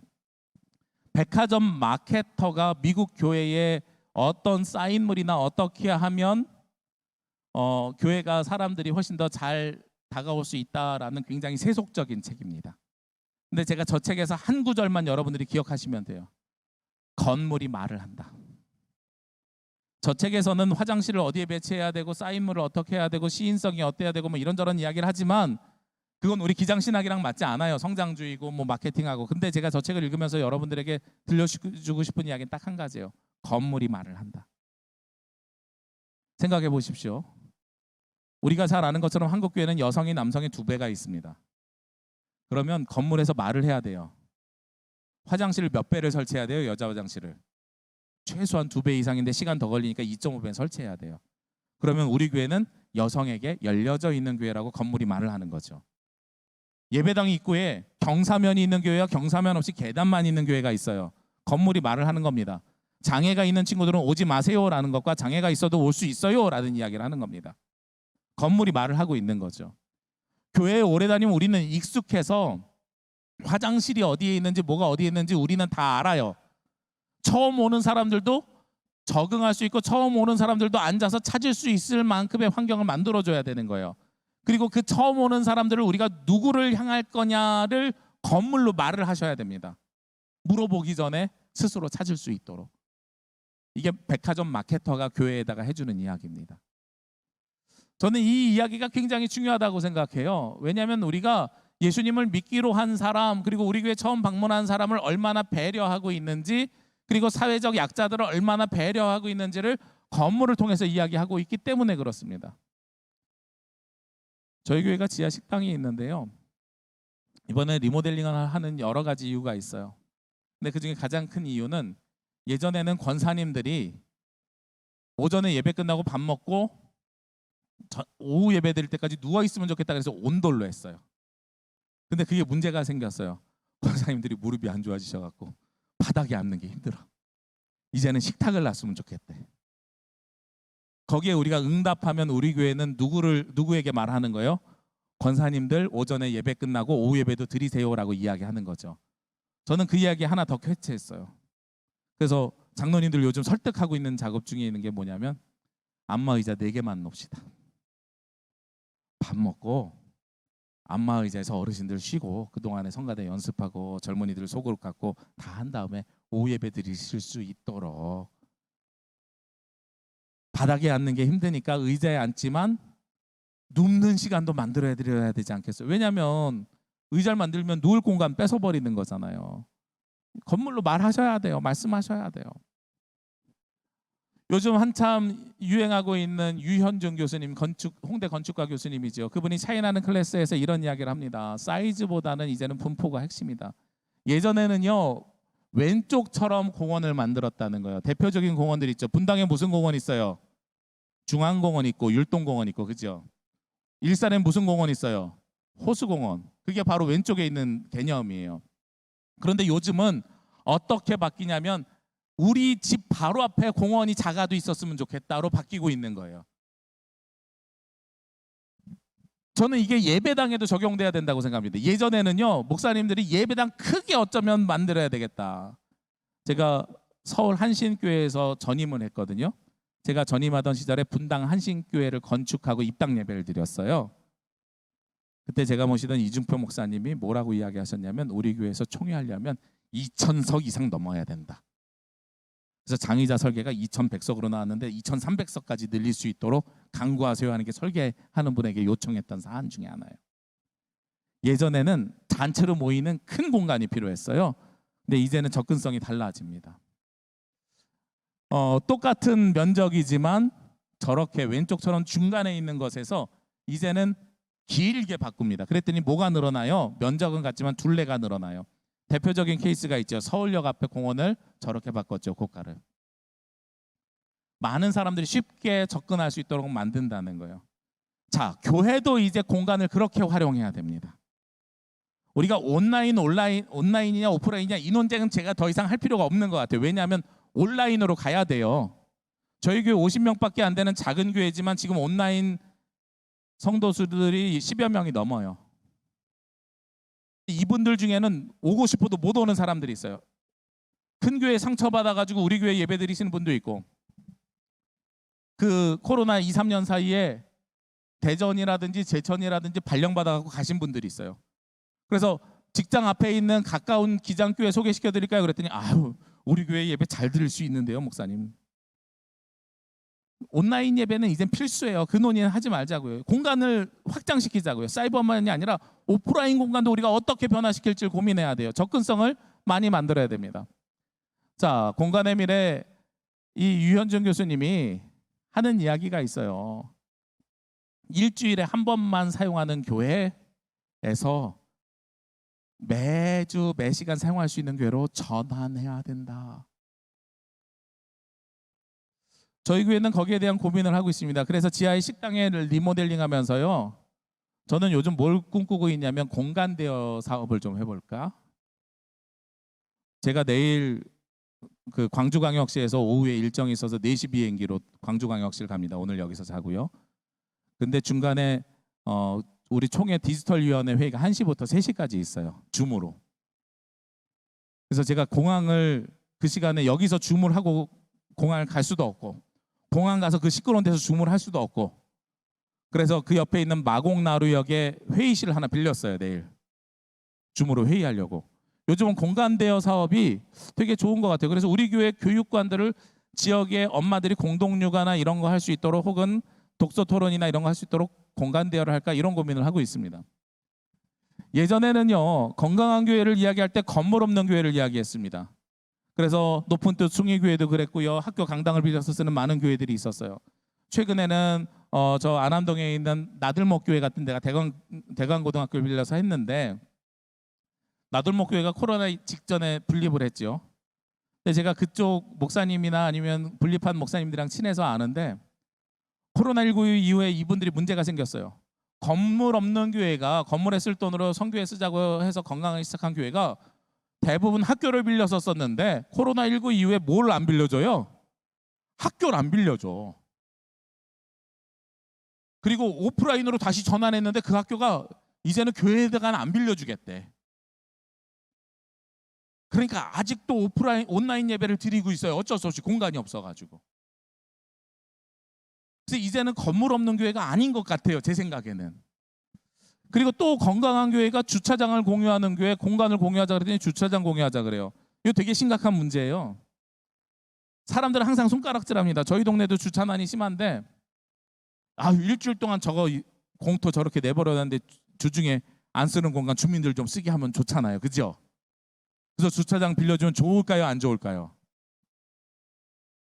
다른 건 빌려줘도 주차장은 빌려주지 마세요. 교회에서 욕 먹어도 빌려주지 마세요. 왜냐하면 빌려주면 욕을 더 먹어요. 제가 경험해 봤거든요. 제가 예전에 사역했던 한 교회도 동네 주민들에게 주차장을 빌려줬는데 무슨 욕을 먹는지 아세요? 입구에 아무리 크게 써놔도 일요일은 우리 교회 성도들이 사용하는 공간이오니 주차를 자제해 주시기 바랍니다.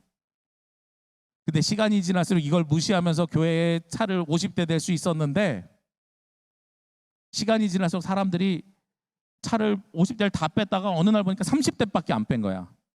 그러니까 부목사가 뭐 해야 되겠어요? 전화해가지고 차 빼달라고 전화해야 될 거 아니에요. 전화하면은요, 30명 중에서 20명은 욕을 합니다. 일요일 날 쉬는 날 아침부터 전화해갖고 차 빼라 그런다고. 교회가 그 정도도 배려 못 해주냐고. 오히려 싸움과 분쟁이 생겨나요. 건물을 공유할 때는 어느 시간에 무엇을 공유할지를 우리가 명확해야 돼요. 그들의 필요와 우리의 욕구가 겹치면 공유하면 안 돼요. 우리가 사용하지 않는 시간을 공유하는 것이지, 우리도 써야 되는 시간이 있으면 공유하지 않아야 돼요. 그래서 예전에 그 동안교회 김동호 목사님이 동안교회 목회할 때는 결국은 어떻게 했냐면 마을 사람들에게 그냥 주차장 기부 체납했대요. 결국은 교회가 주차장을 잃어버렸어요. 요즘은 어떤 공유가 많이 생겼냐면 예배당을 공유하는 교회들이 생겼어요. 아까 제가 건물 없는 교회 말씀드렸잖아요. 학교에서 안 빌려주니까 그분들이 선택한 거는 어느 교회 오후 예배 안 드리시죠? 저희가 그때 그 공간 좀 쓸 수 없을까요? 그래서 미국처럼 예배당을 쉐어링하는 일이 생기기 시작하죠. 아침에 9시 예배는 어느 교회, 11시 예배는 어느 교회, 오후에는 어느 교회 이런 일들이 예배당을 공유하는 교회입니다. 근데 저는 좀 더 나가서요. 예배당뿐만 아니라 교회의 모든 공간들을 세상 사람들이 들어올 수 있는 공간으로 바꾸셨으면 좋겠다는 거예요.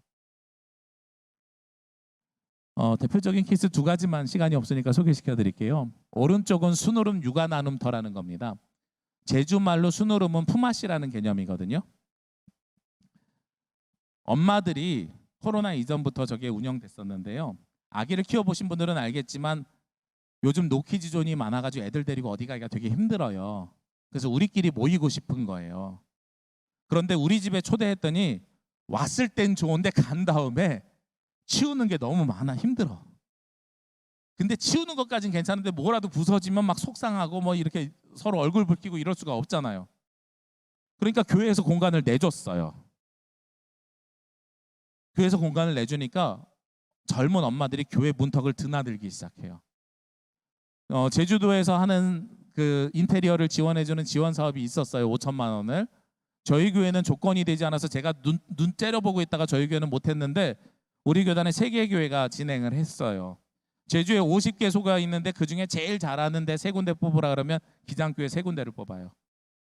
그리고 그 교회들에 이제는 어떤 일들이 생겨나냐면 목사님 우리 예배 드려주세요 라는 일들이 5년 만에 생겨나기 시작했어요.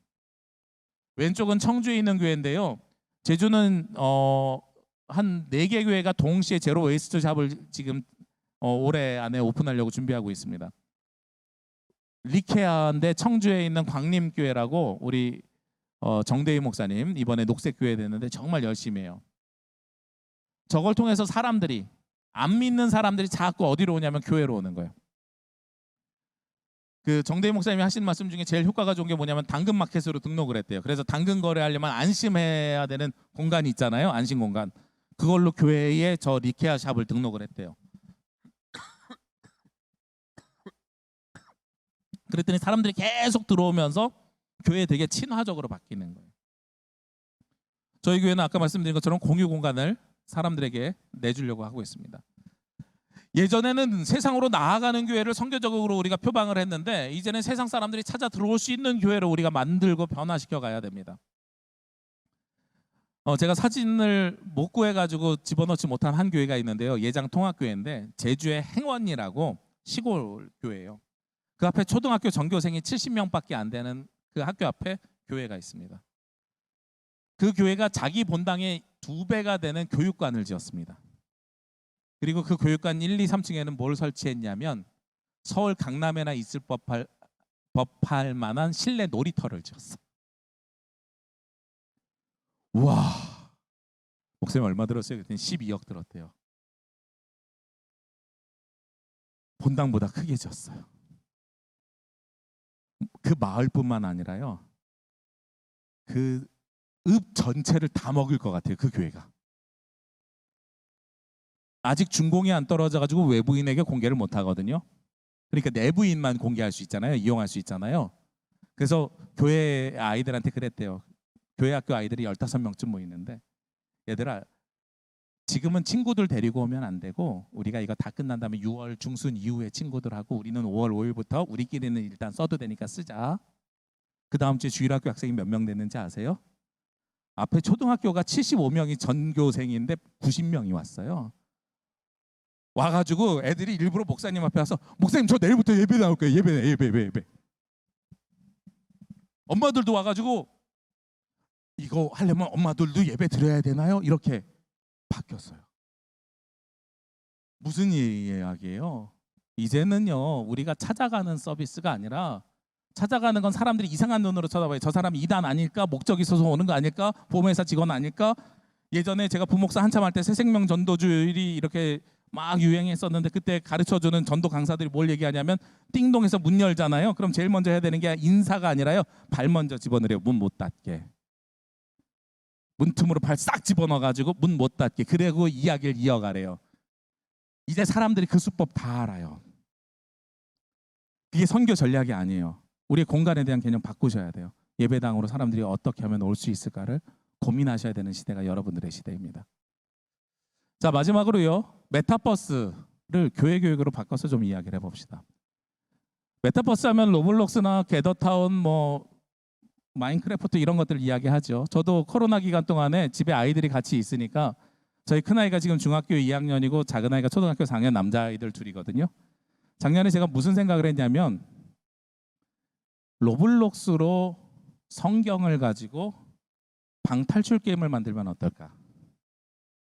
그래서 레벨 1, 그래서 라운드 1에서는 뭘 하냐면 얘네들이 성경에 나오는 창조 있잖아요. 하나님 창조 1, 2, 3, 4, 5, 6, 7을 다 맞추면 레벨 2로 넘어가는 거죠.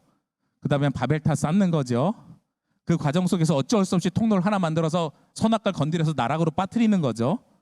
그러다가 얘네들이 레벨업이 돼요. 레벨업이 되면 캐릭이 성장하면서 아브라함이 돼요. 그래서 믿음의 자리를 찾아 나가요.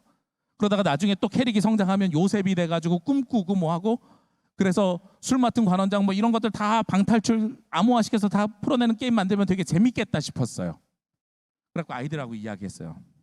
그랬더니 우리 아들들이 한번 도전을 해보겠대요. 근데 도전을 하려면 이제 제가 그 로블록스나 마인크래프트가 어떻게 돌아가는지 알아야 되잖아요. 그래서 얘들아 해보자 그래갖고 계정을 만들어서 양쪽에 컴퓨터 두고 같이 앉아서 해봤거든요. 근데 저는 못하겠더라고요. 제가 컴퓨터를 좀 일찍 쓴 세대인데 저희 동기들 또래들 중에서도 좀 일찍 썼어요. 85년도부터 제 개인 퍼스널 컴퓨터가 있었어요. 퍼스널 컴퓨터가 저는 초등학교 3학년 때, 저희 시대에는 굉장히 드문 일입니다. 그래서 저는 컴퓨터랑 되게 친구하면서 잘 살았는데도 못하겠더라고요. 제가 제일 많이 부딪히는 게 뭐냐면 저 공간 개념이에요. 제가 한 30년 전에도 둔이라는 게임이 있었어요. 요즘으로 이야기하면 오버워치나 배틀그라운드 같이 슈팅 게임이거든요. 그 시작이 둔이라는 게임인데 그거 하고 나서 멀미 나가지고 막 오바이트하고 막 이랬거든요. 이거 다시 하려고 아이들이랑 그거 해봤는데 역시나 멀미 나요. 저는 되게 힘들어요 저게. 근데 그 안에서 재밌는 걸 하나 발견했어요. 저 아이들이 저 게임 자체, 메타버스로 뭘 만드는 것 자체가 중요한 게 아니라요, 코로나19를 지내면서 저 안에 새로운 공동체가 형성된 걸 제가 발견했어요. 저희 큰아이가 중학교 2학년이라 그랬잖아요. 중학교 입학하자마자 아빠 컴퓨터 사주세요. 왜? 그랬더니 오버워치 해야 되는데 거실에 있는 게 사양이 안 돼서요. 거실에 있는 게 사양이 좀 안 되거든요. 제 거는 되게 좋아요. 영상 편집을 수시로 해야 돼서. 근데 아빠 거 저 주시면 안 돼요. 그래서 야 아빠 주일 설교 편집해야 돼서 안 돼. 새 거 사주세요. 그래서 사줄 수는 있는데 하면서 좋은 말로 좀 구슬렸어요. 당시에 그 그래픽 카드 값이 굉장히 고가를 향상해서 나갔잖아요. 그 저기 때문에, 코인 때문에 그래픽 카드 값이 아빠가 생각할 때는 3060 Ti 정도를 써줘야 되는데 네가 게임을 잘하려면, 근데 그거 쓰려니까 한 200만 원 가까이 돼서 아빠가 너무 부담스럽다. 이게 한 60만 원대로 떨어지면 적정가일 것 같은데 출고가가 한 60에서 70대니까 80만 원만 돼도 사줄게, 이렇게 제가 합의를 봤거든요. 아들이 그걸 이해하고 참아줬어요. 지난달에 80만 원 됐는데 안 가르쳐주고 있어요. 네. 러시아로 가야 될 물량이 한국으로 다 오면서 그래픽카드 값이 떨어졌어요. 컴퓨터 사시려면 요즘 사셔야 돼요.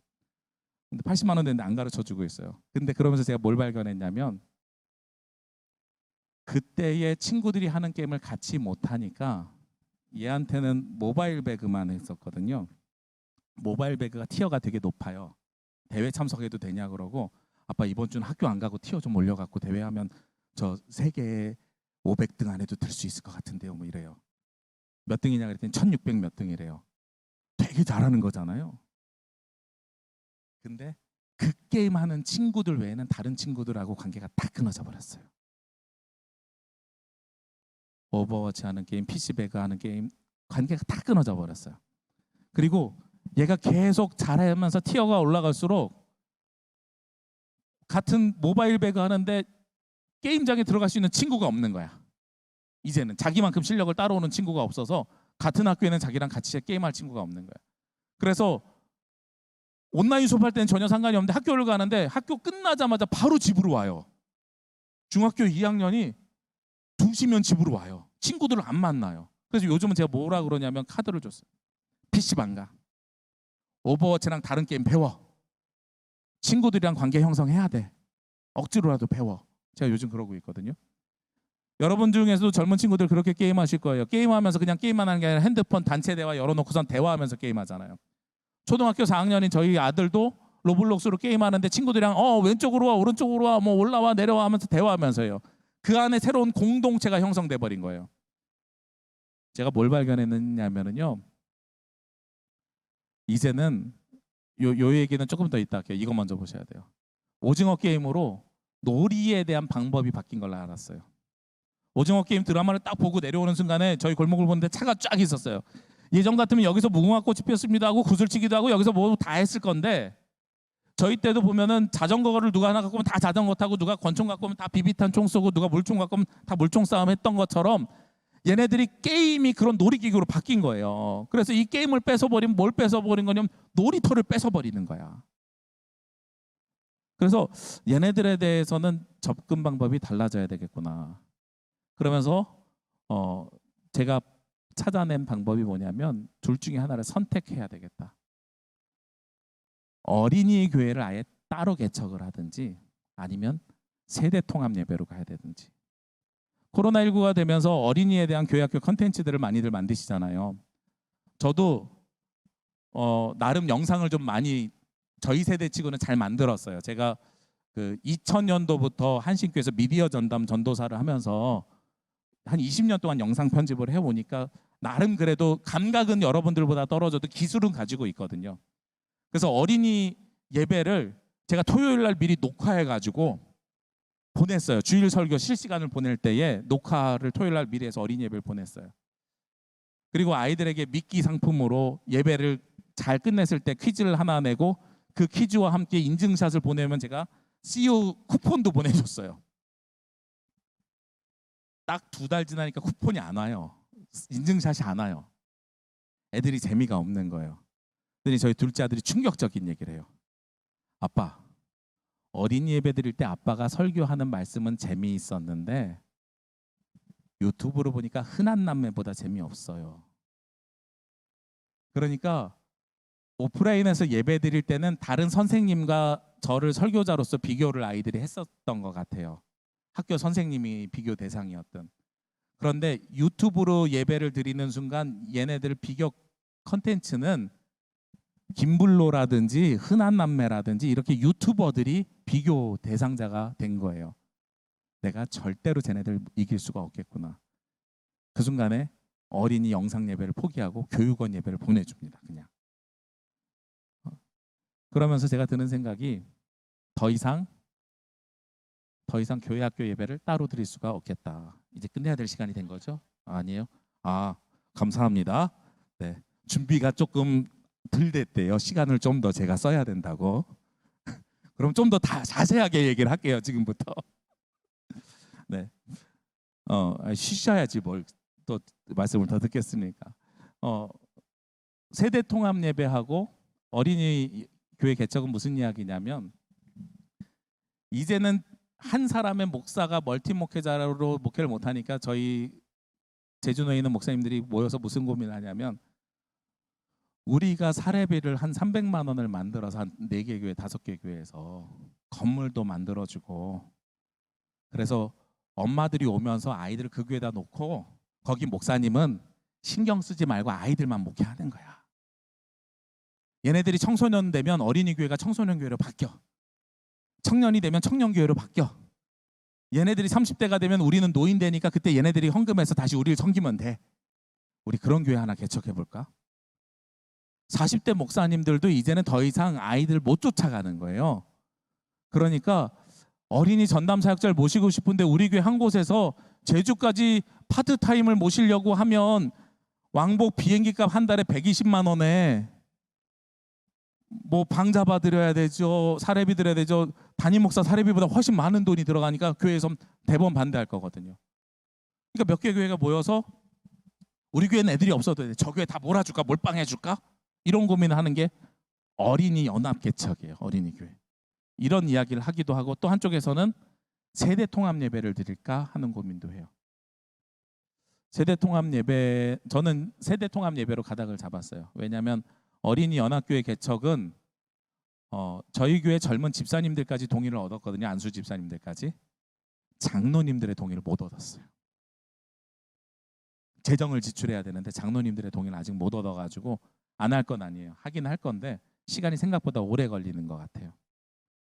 그러면서 제가 이 세대가 더 이상 차이가 나는 걸 우리가 극복할 수 없다는 걸 오징어 게임을 통해서 다시 한번 여러분에게 설명드리려고요. 이 오징어 게임의 놀이의 변화를 보면 저는 세대별 특징을 볼 수 있다고 생각합니다. 첫 번째 놀이가 뭐였냐면 무궁화 꽃이 피었습니다잖아요. 이 무궁화 꽃이 피었습니다를 할 때는 모든 사람이 한 사람을 향해 있습니다. 아까 유현준 교수가 얘기했던 공간의 미래에서 전체를, 지금 여러분과 저와 같은 관계예요. 다른 게 있으면 무궁화 꽃이 피었습니다 해선 저 술래가 자기 말에 안 들으면 어떻게 해요? 총을 쏘잖아요. 70년대에 군사 독재 시절에 살았던 그 세대 사람들을 저는 대변하는 것이라고 해석을 했습니다. 저 놀이에 대해서. 다음 놀이가 뭘로 이어지는지 아세요? 줄다리기예요.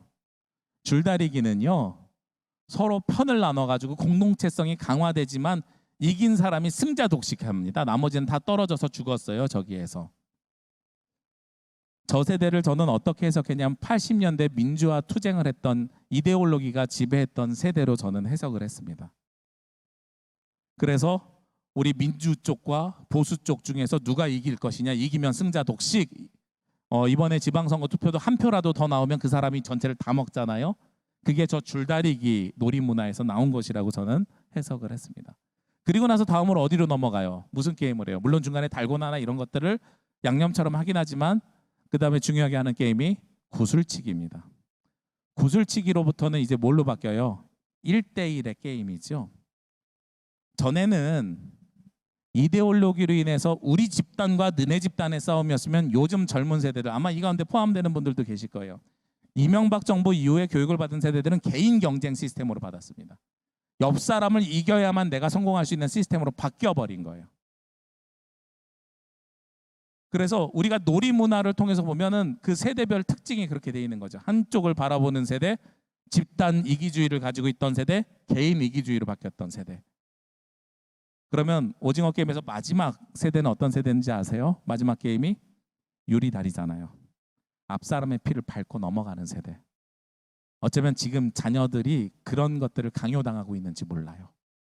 지금 어린이 청소년들은 앞 사람의 피를 밟고 네가 넘어가야만 이길 수 있다. 이 상황 속에서 교회 교육을 어떻게 할 수 있겠어요? 이 세대가 통합된다는 것은 사실은 쉽지 않은 일입니다. 서로가 너무나도 극명하게 다른 세대적인 특징과 차이를 가지고 있어요. 저는 X세대라고 불리거든요. 제가 2년 전에 선거할 때요, 선배님들로부터 제일 많이 들었던 이야기 중에 하나가 뭐냐면, 그래서 네가 주장하는 대의는 뭔데? 이거예요. 80년대 학번 선배님들은 대의가 중요했어요. 지금 어느 당에서 86세대라고 하는 분들은 민주주의 대의면 디테일한 것들은 아무것도 없어도 돼라는 이야기들이 있었어요. 그런데 저희 세대는 그러지 않아요. 합리성이 우선하는 세대를 이야기하거든요. 여기서 중요하게 우리가 찾아봐야 될 통계가 하나 있습니다. 가나안 성도라고 들어보셨죠? 저희 때도 많이 있었어요. 가나안 성도들이. 교회를 안 나가는 성도들인데, 가나안 성도들의 특징을 한번 살펴보시자고요. 2019년에 나온 좀 오래된 자료이긴 하지만 코로나19가 막 시작될 시절이었습니다. 그러니까 코로나하고 상관없는 자료인 거예요. 그때도 이미 가나안 성도들이 많았는데 어떤 세대였냐? 남성이 여성보다 많았고, 어느 연령대가 많았냐면 40대가 많아요. 여기서 여러분들이 주목하셔야 되는 게 있어요. 40대가 그 윗세대 50대하고 가지고 있는 가장 근본적인 차이가 있는데, 이분들이 신앙을 접하는 계기가 달랐다는 거예요. 80년대 학번들, 60년대생들 그 이전 세대들은요, 스스로 교회를 찾아왔든지 친구를 따라서 찾아온 세대들입니다. 그런데 70년대생들 이후부터는요, 한국교회 교회의 급성장기로 인해서 대부분 다 모태신앙입니다. 물론 모태신앙의 정의를 조금 바꿔야 됩니다.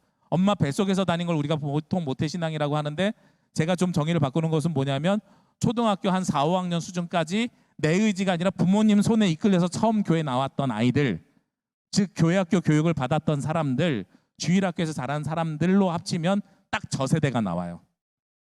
한국교회 가나안 교인들이 어디로부터 많이 발생되냐면, 교회학교로 유입됐던 사람들이 가나안 교인으로 돌아서는 비율이 많아졌다는 거예요. 그래서 여기서부터 우리가 교회 교육을 어떻게 해야 되는지에 대한 고민을 해야 됩니다. 제가 부목사하면서 무엇을 봤냐면 왜 저랑 비슷한 X세대들이 우리 기장교회를 떠날까라는 것에 제가 퀘스천 마크를 가졌어요. 인구 센서스를 조사한 한 논문을 보면 기독교하고 불교가 40대가 줄어들고 있고 가톨릭은 40대가 오히려 늘어나고 있어요. 최근 5년 사이에. 놀랍지요. 그들이 종교심이 떨어진 게 아니에요. 개신교인들이 가톨릭으로 넘어갔다고 보는 것이 종교사회학자들의 지배적인 견해입니다. 그런데 그 40대가 가지고 있는 특징이 있어요. 40대는 문화소비 세대입니다. 최근에 나오는 드라마 여러분들 잘 안 보시죠? 오징어 게임도 마찬가지지만 슬기로운 의사생활이 배경이 뭐예요? 몇 학번들이에요? 구구즈예요. 구구학번들이에요. 그리고 그 옆에 SG 워너비, MSG 워너비, 요즘 유재석이 WSG 워너비 또 하잖아요. 그 세대 감성을 언제로 가져가요? 예전에 SG 워너비 세대로 가져가는데 그 세대적 감성이 지금 40대, 50대 초반, 90년대 학번들, 70년대 생들의 감성이에요. 근데 이 세대만 가지고 있는 특징이 아니에요. 사실 이런 문화 소비는 이 이전에도 있었어요. 지금은 트로트가 갑자기 뜨고 있지만 예전에는 세시봉이라고 들어보셨죠? 70, 80. 그 세대들이 40대는 그게 유행했었어요. 그러니까 이제 사회적으로 경제적으로 자녀들은 중고등학교 들어가서 스스로 다니고 부부가 둘이서 문화 여가 생활을 즐길 수 있는 그 세대의 문화 소비가 가장 활발하게 이루어지는 거예요. 거기에 맞춰서 TV라든지 영화라든지 모든 것들이 다 나오기 시작하는 거죠. 근데 문제는 이 세대가 윗세대랑 다르게 가장 많이 교회를 떠난 세대들이라는 거예요. 왜 그럴까요? 저는 그걸 찬양의 코드로 한번 찾아봤습니다. 1980년대는요. 찬양단, 찬양 집회하면 주찬양. 여러분 주찬양 아시는 분들 계시나요? 네. 여기서 연령이 나옵니다. 빰빰빰빰 빠밤. 한번 가사가? 죄송합니다. 대부분 이러면 딱 나오는데 우리는 모두 다 뭐 이렇게 나와요. 그 시대에는 무슨 세대냐면 중창과 합창으로 찬양을 했던 세대예요. 그 시절에 청소년 청년기를 보냈던 사람들은 교회에서 찬양하면 중창과 합창을 떠올립니다. 그래서 아직도 교회에서 성가대가 가장 중요한 사역이라고 생각하는 분들이 바로 그런 분들입니다.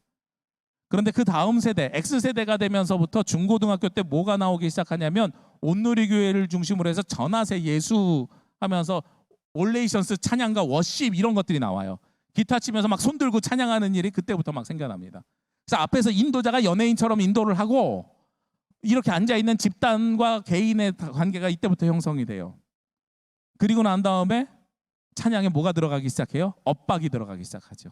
예수전도단이 나오면서. 그리고 마커스가 나오면서 발라드인가 싶은데 제이어스가 그걸 더 강화시켜버려요. 어떤 찬양을 부르면서 예배를 드렸는지에 따라서 찬양의 감성이 다르고 예배의 감성이 다릅니다. 지금도요. 타교단, 우리 교단에는 아직 없어요. 타교단에 40대가 모이는 교회의 특징을 찾아보면 문화적인 예배를 드리는 거예요. 만나교회 김병삼 목사가 감리교회 목사인데요. 이미 10년 전에 어떤 접근을 시작했냐면 7시, 9시, 11시, 1시 예배마다 예배 음악을 바꿨습니다. 9시 예배가 클래식 하시는 분들이 다 들어가 있는 예배예요.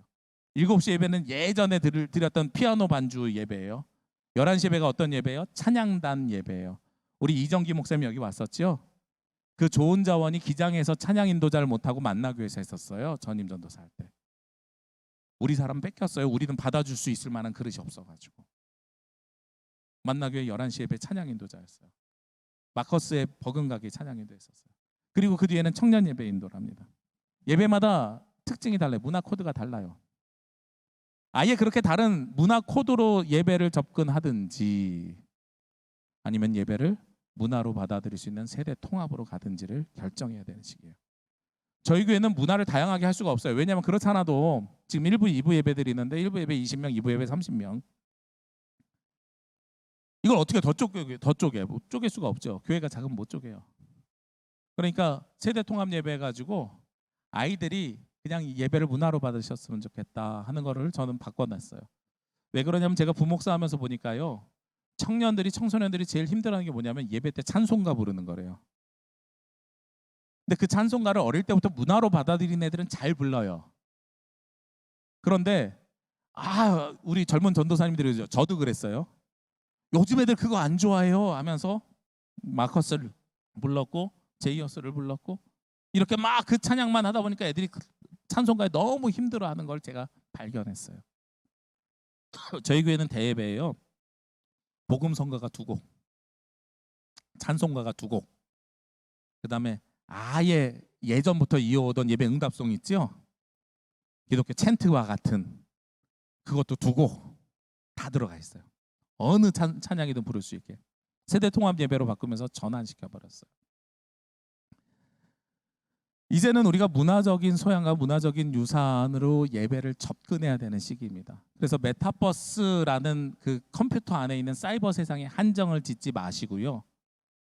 교회 교육의 관점을 세대별로 특징을 이제는 변화시켜야 됩니다. 아까 말씀드렸던 것처럼 기장교회의 40대 집사님들이 타교단 가는 거 보고 제가 너무 속상했어요. A교회 장로님 아들과 B교회 장로님 딸이 결혼했어요. 기장교회요. 열심히 자랐어요. 근데 내가 영적으로 채워지지 않아서 다른 교회를 가요. 얼마나 속상해요. 제가 경동교회 출신입니다.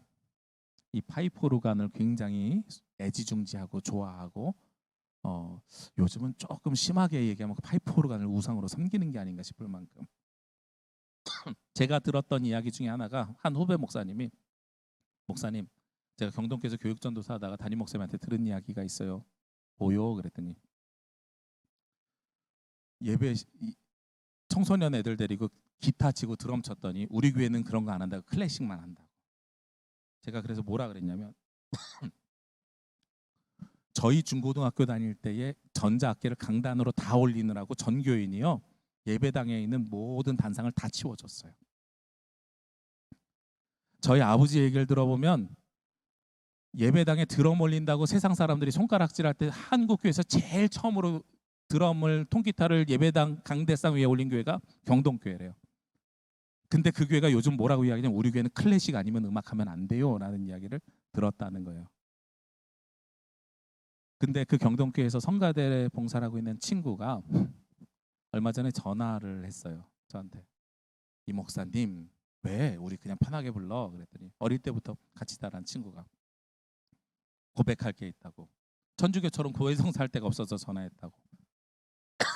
나 사실은 주일 예배 경동교회에서 봉사하고 성가대하고 오후 4시에는 다른 교회 가서 예배드려. 왜냐고 물어봤을 때 내 영이 채워지지 않아. 속상한 거예요. 속상.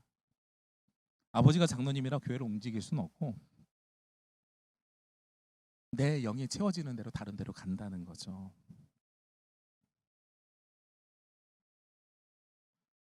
이제는 세대에 대한 연구를 여러분들이 하셔야 됩니다. 그리고 메타버스의 가상세계 공간도 중요하지만 영적인 공간을 좀 바라봐 주셨으면 좋겠어요. 저들의 영적인 공간이 어디를 향하고 있는가? 사랑의 5가지 언어라는 책 아시죠? 그 책에 보면 내가 전달하고 싶은 사랑의 방법으로 전달하는 게 아니라 상대방이 듣고 싶은 사랑을 받아야 채워진다 그러잖아요. 우리도 성도들 바라볼 때 저들이 어떤 영이 채워지기를 원하는지를 이제 바라봐야 됩니다. 내가 할 수 있는 걸 하는 게 아니고요. 그들이 원하는 걸 받아야 됩니다. 마지막 이야기입니다.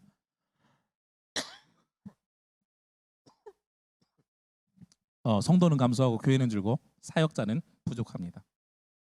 그런데 저는 이 위기가 기회라고 생각합니다. 아까 서두에서 말씀드렸던 것처럼 하나님께서는 항상 그 위기의 순간에 남은 자들을 통해서 다시 회복시키십니다. 그리고 그 남은 자들은 세상에 휩쓸려 다니는 게 아니라 그 고난의 시기에 항상 성경의 본질을 붙잡고 예배의 본질을 붙잡고 하나님의 본질을 붙잡았던 사람들입니다.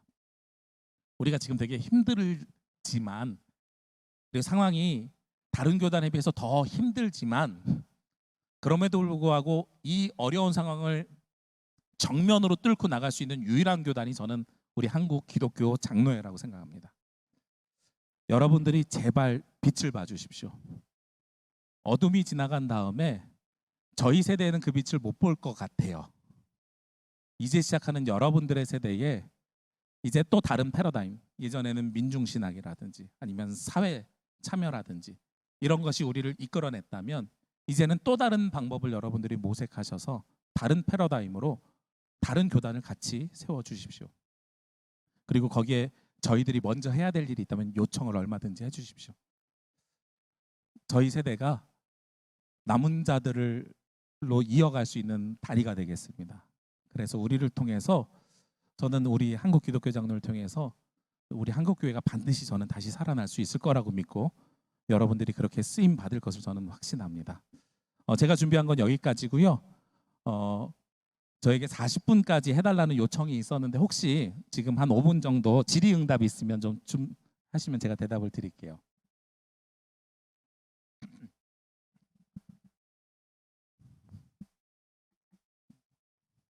뭐 너무 어두운 이야기를 해갖고 별로 질문할 게 없으신가요? 네? 희망적이세요. 감사합니다. 질문 있으신 분들 손 들어주시면 제가 마이크 갖다 드리겠습니다. 뭐 교단의 상황이라든지 아니면 뭐 이렇게 전달되거나 뭐 움직이고 싶거나 이런 것들이 있으시면 말씀을 주시면 제가 답을 드리겠습니다. 4번의 4학기 윤영현입니다. 네. 저번 학년도에 총회를 한번 가봤었는데 그때 얘기에 나왔었던 게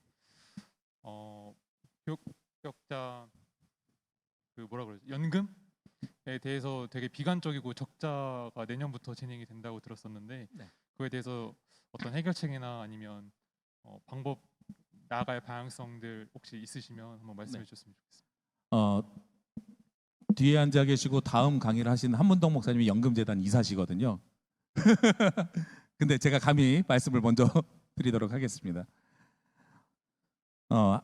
교단 연금뿐만 아니라 동일 연령대에 그리고 베이비부머 세대들이 지금 연금을 우리가 내고 있잖아요. 그리고 연금을 받기 시작하죠. 많은 연령이 연금을 받기 시작하면서 국민연금도 문제가 생겼습니다. 그리고 그 국민연금의 기준에 비추어서 우리 기장연금도 문제가 있을 것이라고 대부분 많이들 이야기합니다. 저는 이 연금, 교단연금에 대한 기준이 무엇이냐에 따라서 문제가 있을 수도 있고 없을 수도 있다고 생각을 해요. 왜냐하면 지금까지 저희 교단 연금 자산이 얼마 정도냐면 한 500억 정도 있어요. 우리 교단에서 가장 부자인 법인은 연금재단입니다. 물론 이제 총회 유지재단도 우리 총회가 자산이 한 2천억이 있는데 이 2천억이 대부분 다 부동산이라서 1년에 한 3억도 못 버는 이제 유령 도시고요. 연금 자산이 500억 정도 되는데 요즘 최근에 한 3, 4년 동안 2, 30억씩 계속 늘어왔습니다. 그러니까 이 연금을 보면서 연금재단 분들은 아마 불안해 하실 거예요. 왜냐하면 올해부터 받아가시는 분들이 더 많아지고 내는 사람들은 줄어드니까요. 그러면 늘어나는 이 감소세가 생기겠죠. 작년에서 올해 올라올 때 30억이 늘었는데 5억밖에 못 늘면 어떡하지 이런 불안함에 충분히 생길 수도 있어요. 근데 저는 반대로 당연히 지금 연금을 받아가시는 분들이 많으니까 감소가 될 거라고 보거든요. 저는.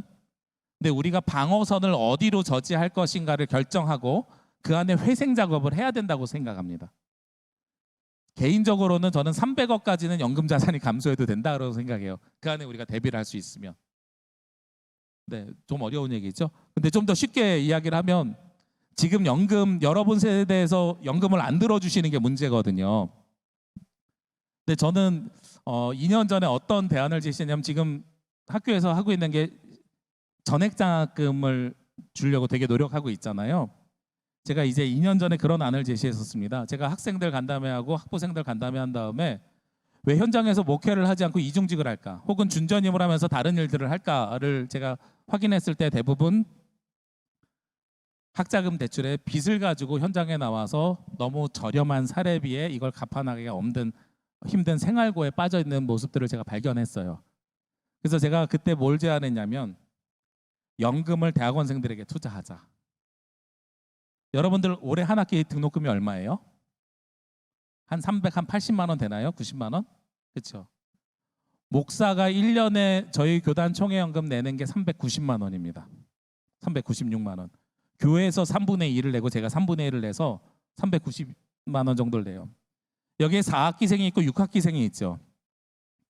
4학기생이 4학기 등록금을 지원을 받으면 4년 전임하면 갚아지는 시스템을 만드는 거예요. 6학기생이 받으면 6년 하면 갚아지는 시스템이에요. 제가 30살에 목사 안수 받았거든요. 우리는 은퇴가 70이잖아요. 연금을 40년 내요.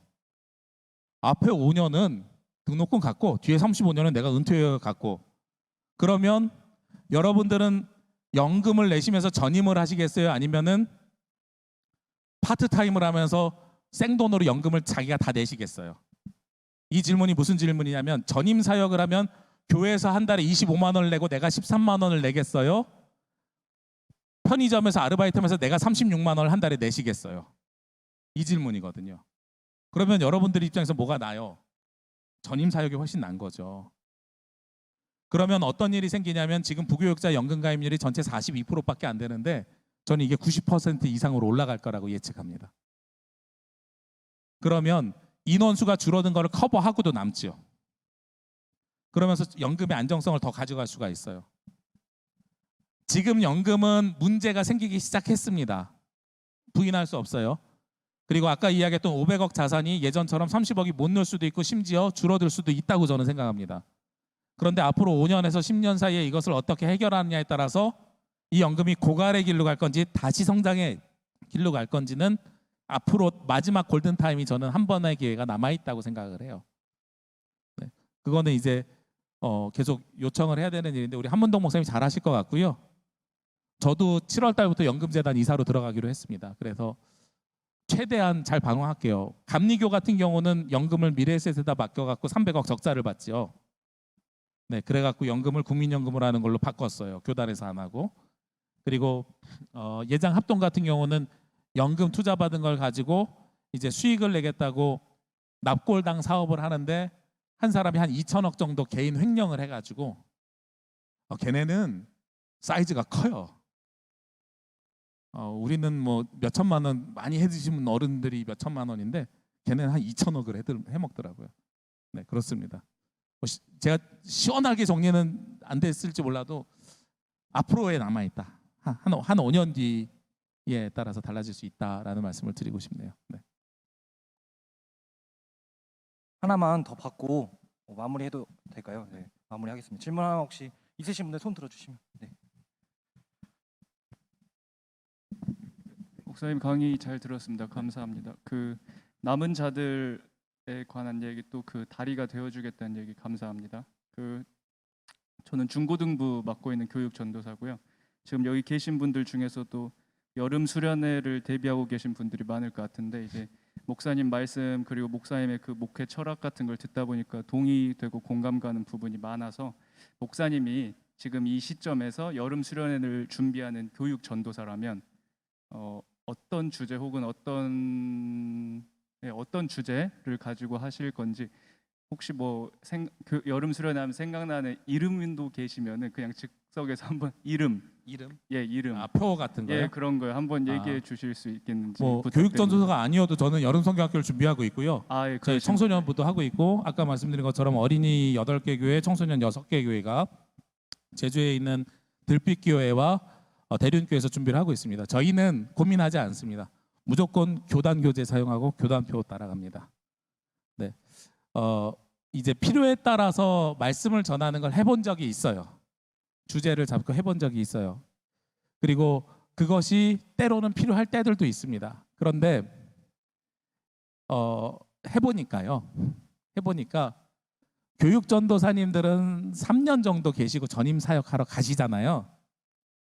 대부분 많이 그렇게 하시더라고요. 저 같은 경우는 좀 달라서 교육 3년 하고 전임을 거기서 3년을 더 했는데, 그렇게 운영이 되다 보면 내가 가지고 있는 주제, 저희가 그 대학원 다닐 때 유행했던 게 나눠 우리예요. 그래서 1과 나, 2과 너, 3과 우리, 이래서 공동체성. 저도 그거 했는데 제가 딱 전임되니까 후배가 와가지고 나눠 우리를 또 하더라고요. 근데 거기서 끝나는 줄 알았더니 이 전사님 3년 있다 갔는데 3년 있다 또 나눠 우리를 또 해요. 그러니까 여러분들이 하고 계시는 고민을 선배들도 했을 거예요. 그리고 선배들이 이미 다 한 번씩 다 쓰셨을 거예요. 그거는 이제 철저하게 주제의 차이가 아니라 무슨 차이라고 말씀드리면 개인기의 차이가 되는 거예요. 그때부터. 앞에 했던 선배님보다 내가 더 개인기가 많으면 사람들한테 더 인정을 받을 것이고, 개인기가 없으면 사람들은 말은 안 하지만 비교를 하기 시작하죠. 교회 안에서. 그래서 제가 선택하는 방법은 철저하게 교단표로 간다. 그게 맞든지 틀리든지. 그리고 만약에 아직 제가 올해는 교단 공과를 못 봤어요. 그런데 저 같은 경우는 교단 공과에서 부족한 것이 있다 그러면 그 주제에 맞게 어떻게든 우리가 보완해서 만들어 간다가 저희 제주노에 있는 목사님들이 합의한 사안들이에요. 예, 그래서 교단 공과가 어느 해는 잘 만들어지고 어느 해는 좀 부족할 때가 있거든요. 근데 그렇다고 해서 우리 거를 우리가 포기하지 않고 어떻게든 해결해 봅시다 하고선 이제 연구하고 공부하고 준비하고 하는 게 저는 현장 목회자들의 몫이라고 생각을 해요. 네, 네, 여기까지 하면 되는 거죠. 네, 더 이상 질문이 없으시다면 우리 네. 훌륭하고 현실적인 조언으로 말씀을 전해주신 이성진 목사님께 큰 박수 부탁드리겠습니다. 네, 감사합니다. 네.